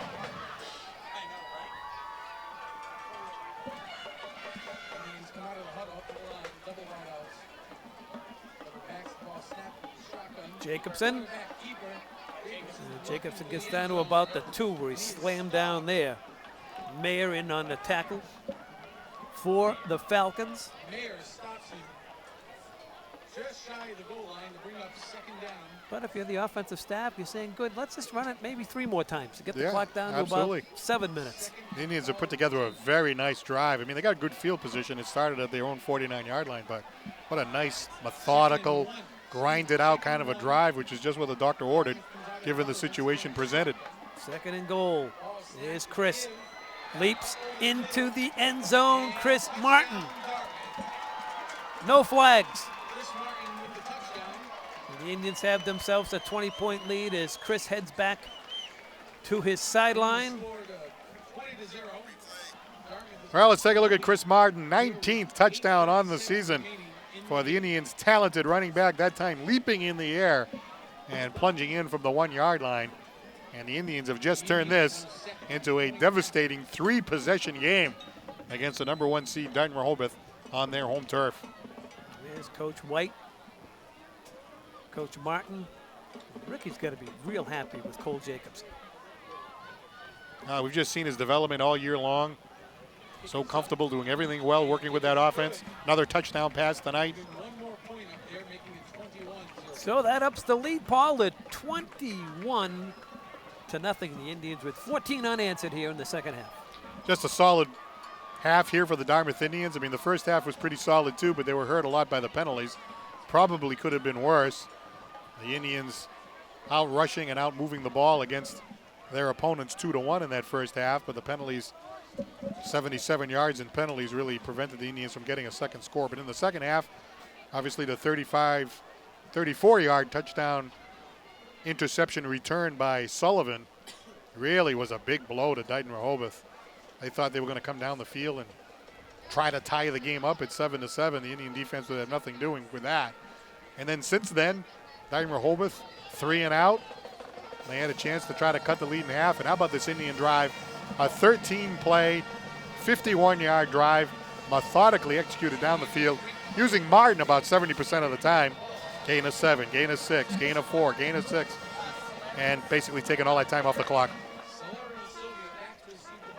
This is Sylvia. He muffs it at his 9. Picks it up and works the way to the near sideline. He's going to be blasted out of bounds here. Actually, that was Jake Solera on the return. DR will have it 1st and 10 from just across their 20-yard line. They'll mark it around the 23. So now DR, they're a wing T team with a little spread. And you have to junk the wing T right about now with just about 8.5 to play here in the ballgame. Yeah, they're looking at it like, how many more times are we going to have the ball? We're down by 3, really, really up against it. And then you add to the fact that the Indian defense, one of the top defenses in the state in Division III.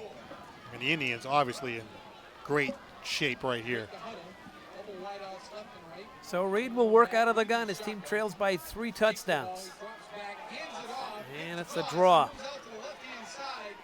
Running with the football for a gain of 10 is Matt Goss.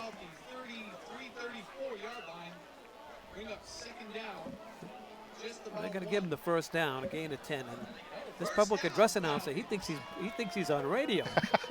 Get the wrong guys, the wrong yardage. Even the guys from WNBH, our buddies over there, Ed Pereira, standing just to our left, he's getting a chuckle out of the guy as well. He's out of the booth, you see that? Yeah, well, I know the feeling. We got the prime location. 1st and 10, here's Reed.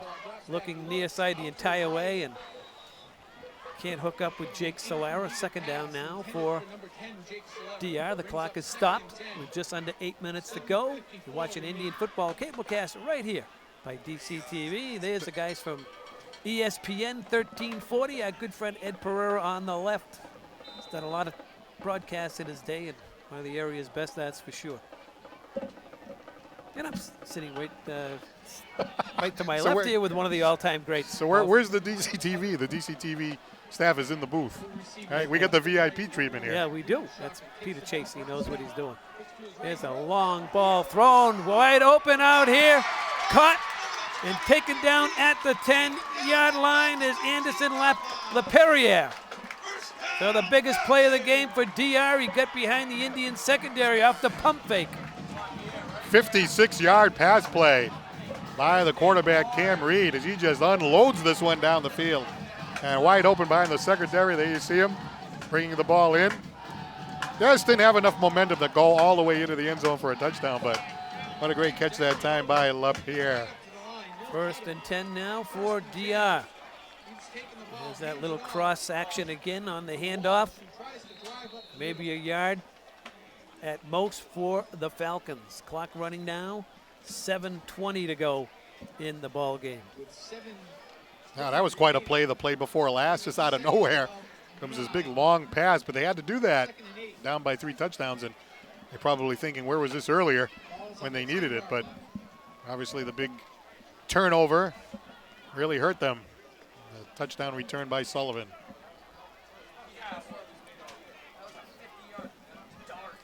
Under 7 to go now here. DR threatening late in the ball game. Here's Reed, rolls.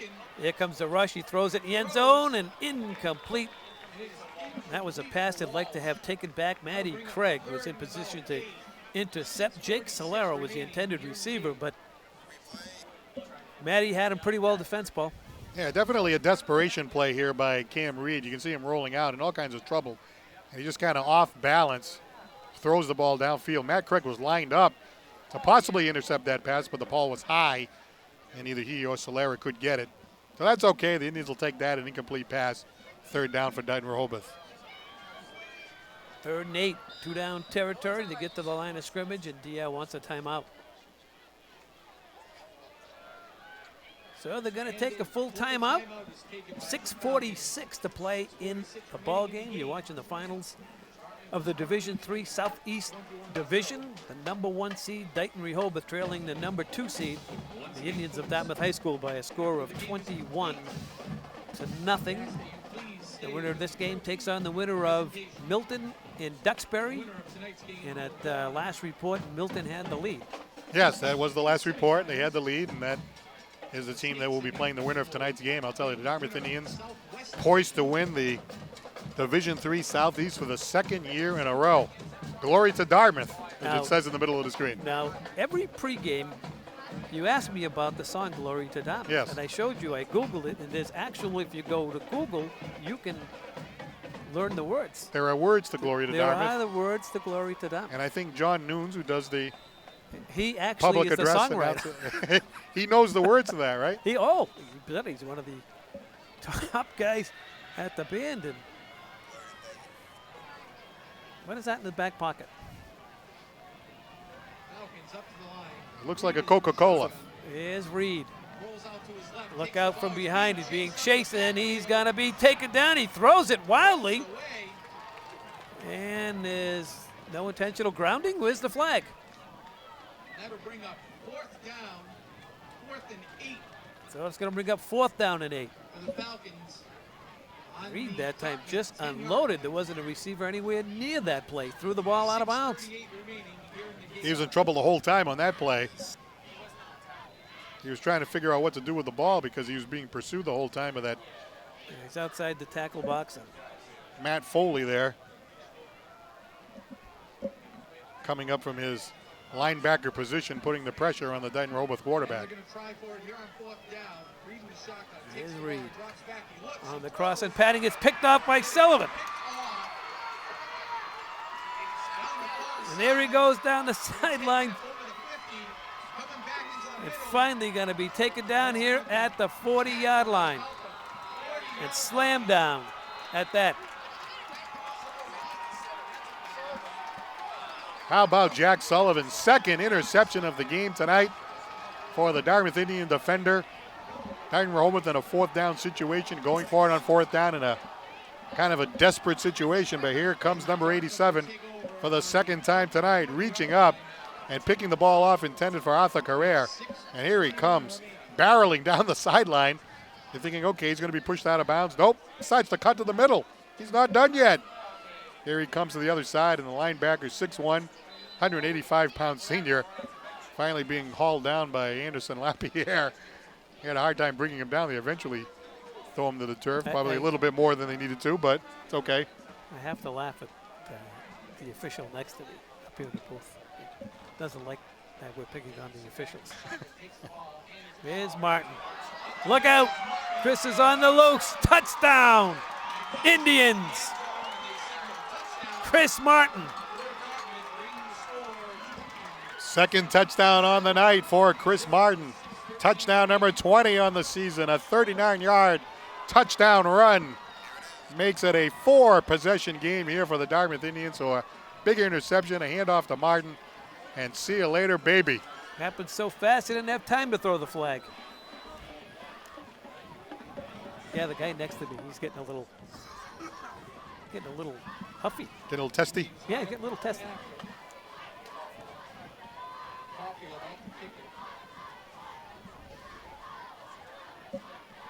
Here's Martin getting congratulations. And the point after touchdown by Caulfield is good. That's a good look at Chris Martin with 6:13 to go. The route is on here at DR. Ricky White very happy to be returning to the semifinal game. Another Southeast Division championship here for the Dartmouth Indians. 2 in a row. Back-to-back seasons here for Dartmouth. What an accomplishment for head coach White. And, you know, look at this game. A lot of similarities with the games in the past. This one, of course, taking a little bit longer to get into the position that we are now. But in the end, you look at the score sheet. There's a touchdown pass by a quarterback. There's a couple big plays by Sully on defense. A couple of touchdowns by Chris Martin. Kind of a typical score sheet at the end of the night for the Dartmouth Indians. Absolutely. This kid Sullivan, he's the beast. Yeah. Caulfield with a touchdown reception tonight. But yeah, that, you know, you look back at it, not to harp on it, but you know, when it was 7-0, Dighton Rehoboth kind of dodged some bullets there in the first half. They were badly outplayed by Dartmouth. They had the ball for the first time to start the second half. They were thinking, okay, we're still in the game. Let's get down there and tie this game up. And that's when the big interception happened. They made it 14-0. And then after that, Dighton Rehoboth just couldn't do anything with the ball. The wind was taken out of their sails. And it was a different game after that. Caulfield. So this is Sylvia on the return to the near side, and he's upended as he got across the 25-yard line. Well, the Falcon offense back onto the field with just over 6 minutes to play. They now trail by 4 touchdowns. There's Liam Caulfield making a great tackle there to tack on a good night. Touchdown reception earlier tonight. He had a big hit last week against Plymouth North as well. Yeah. What does Coach Belichick say? Do your job? Seems like everybody's doing their job in this Dartmouth Indian team.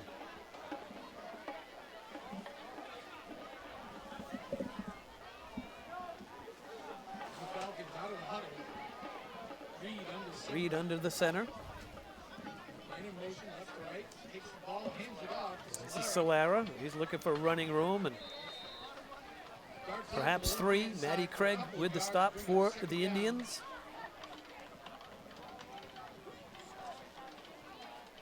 Trailing by a big score. I think they're just going to try to run some clock and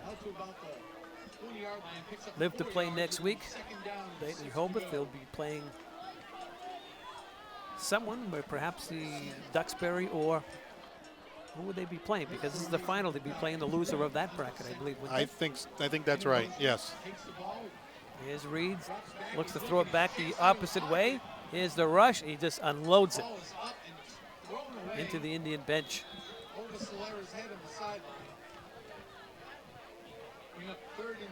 Looking at Coach Martin across the way. He's got to be thrilled. Pitching another shutout. Every single week it's either a 0 or a 7 on the scoreboard on the other side. They're averaging less than 10 for the year, but even in the playoffs when you're playing better competition, teams that average, significant point totals like this team here tonight. Dighton Rehoboth, they're averaging 28.5 a game. Team last week, Plymouth North, averaging 40. And the Indian defense shutting them down. Reed into the shotgun. One wide receiver out to his right. Gaining motion, left to right, drops back. Reed. He's looking downfield. Going to throw another deep ball here along the near sideline. Just overthrows his man. That was Solara, the intended receiver. And fourth down now for DR, and they're sending on the special teams. So used to seeing Alex Tisdale on the jet sweep, exhibiting that speed, but from that strong safety position, we've seen that on the defensive side too. A lot of times the opposing team tries to send a speedy wide receiver down the side. Tisdale's always there, step by step, and you saw it there. Adams and Tisdale back deep. There's Coach Martin. Holds on for another 5 minutes. He's got himself another shutout. High snap. Kick comes here. Adams fields it at the 49-yard line where the Indians will have it. 1st and 10. They got a 4-score lead with just over 5 to play. 4 score and 7 years ago. I don't know where that came from. Looks like we're all lined up for yet another Dartmouth Indian postgame show, Jim. Sounds like a plan. Sounds like a plan. Great to talk to the young athletes here. Rick loves to have you, too.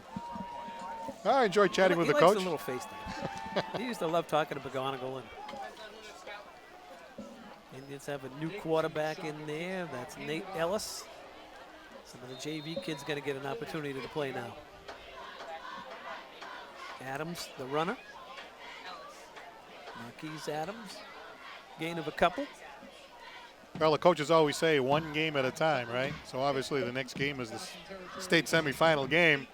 You know, there's only one after that, Jim. There's only one after that. That's it.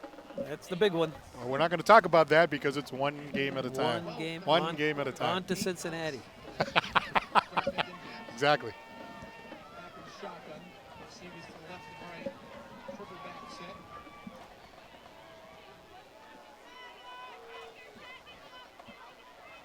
Snap. Here's Adams. Once again. Adams plowing forward down at about the 46-yard line, perhaps the 45. Plays whistled at about Stood up there. 5-yard line. Picks up a couple. Bring up 3rd down. India just trying to run out the clock, and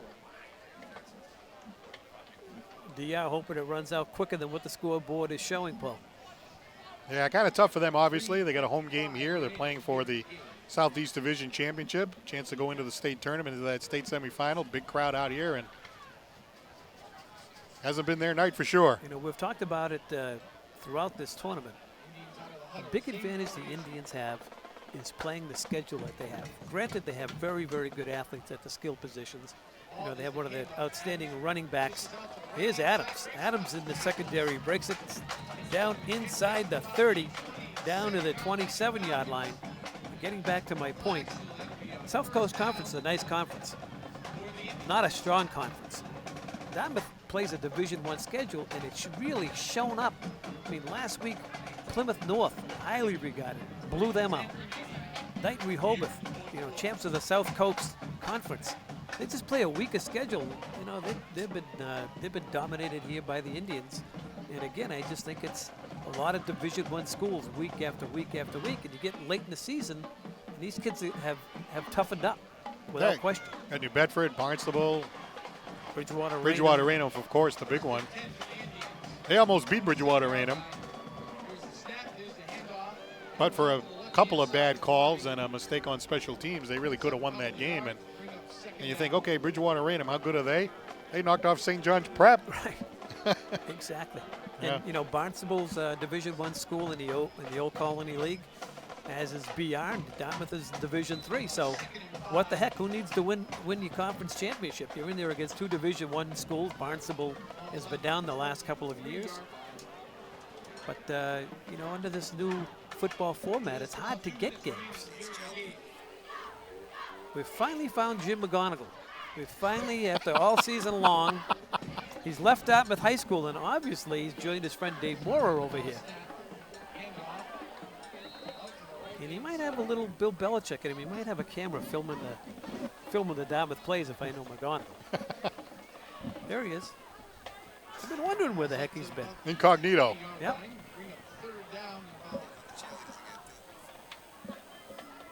So a couple touchdowns tonight for Chris Martin. 13 yards out. Yeah, 20 touchdowns on the season. To the cheerleader there, he said, "Don't tell anybody. I used to work at Dartmouth High." Touchdown pass for your quarterback to Caulfield and the 34-yard interception return for Sullivan. There's your 4 scores. Great game here for the Indians again. So I'll start heading down, Jim.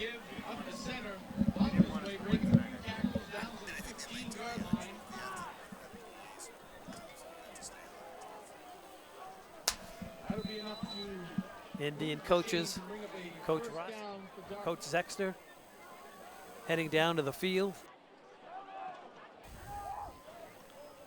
Time running out here. After the game, we will have our trophy presentation. The Indians on to the championship game. Let's check your local listings. Standard Times will have it. I'm sure on the internet. DCTV, the Dartmouth Chronicle. The Indians still protecting their Super Bowl championship from last year. The march is on to Foxborough, as this game is going to come to an end to be one final play.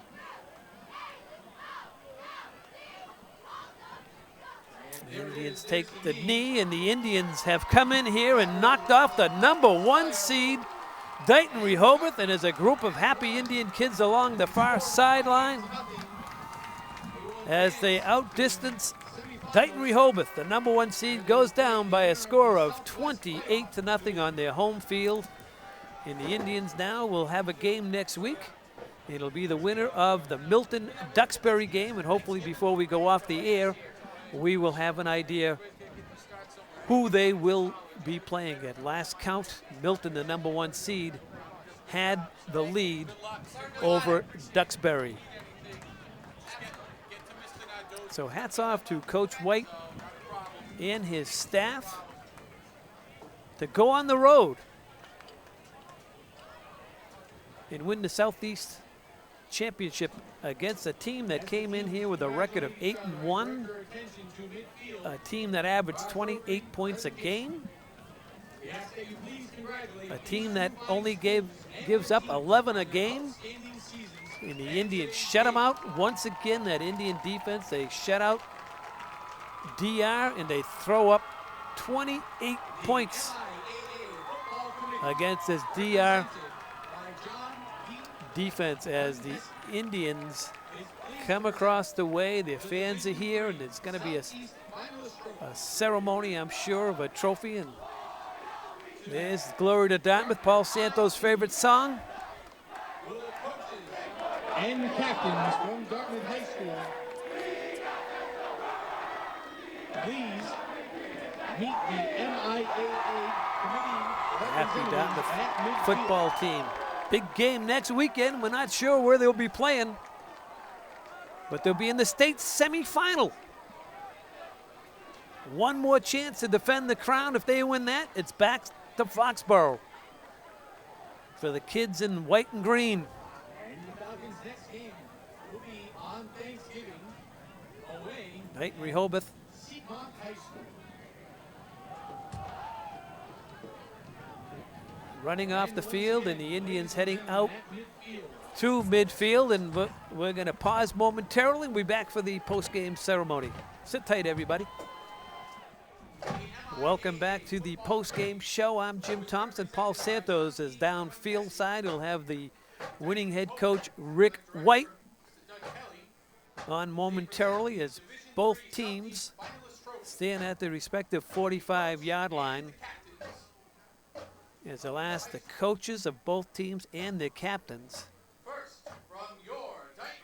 And here comes Coach Driscoll and his captains. And they'll receive a trophy for getting into the final game here in the Southeast Division. Their #1 seed losers here tonight on their home field. And now the MIAA official is asking for Coach Rick White. And the captains, Chris Martin, Sean Smilak, and Craig out there as well. Matty Craig wears number 10. They have the trophy. That's Matt Craig with the trophy. Coach White. So they come into DR here tonight on the road. They knock off the number 1 seed. They take the trophy, and now everyone's going to celebrate. And we should celebrate as townspeople as well. Check your local listings for next week's semi-final championship game. The Indians, they win that one, they're back to Foxborough.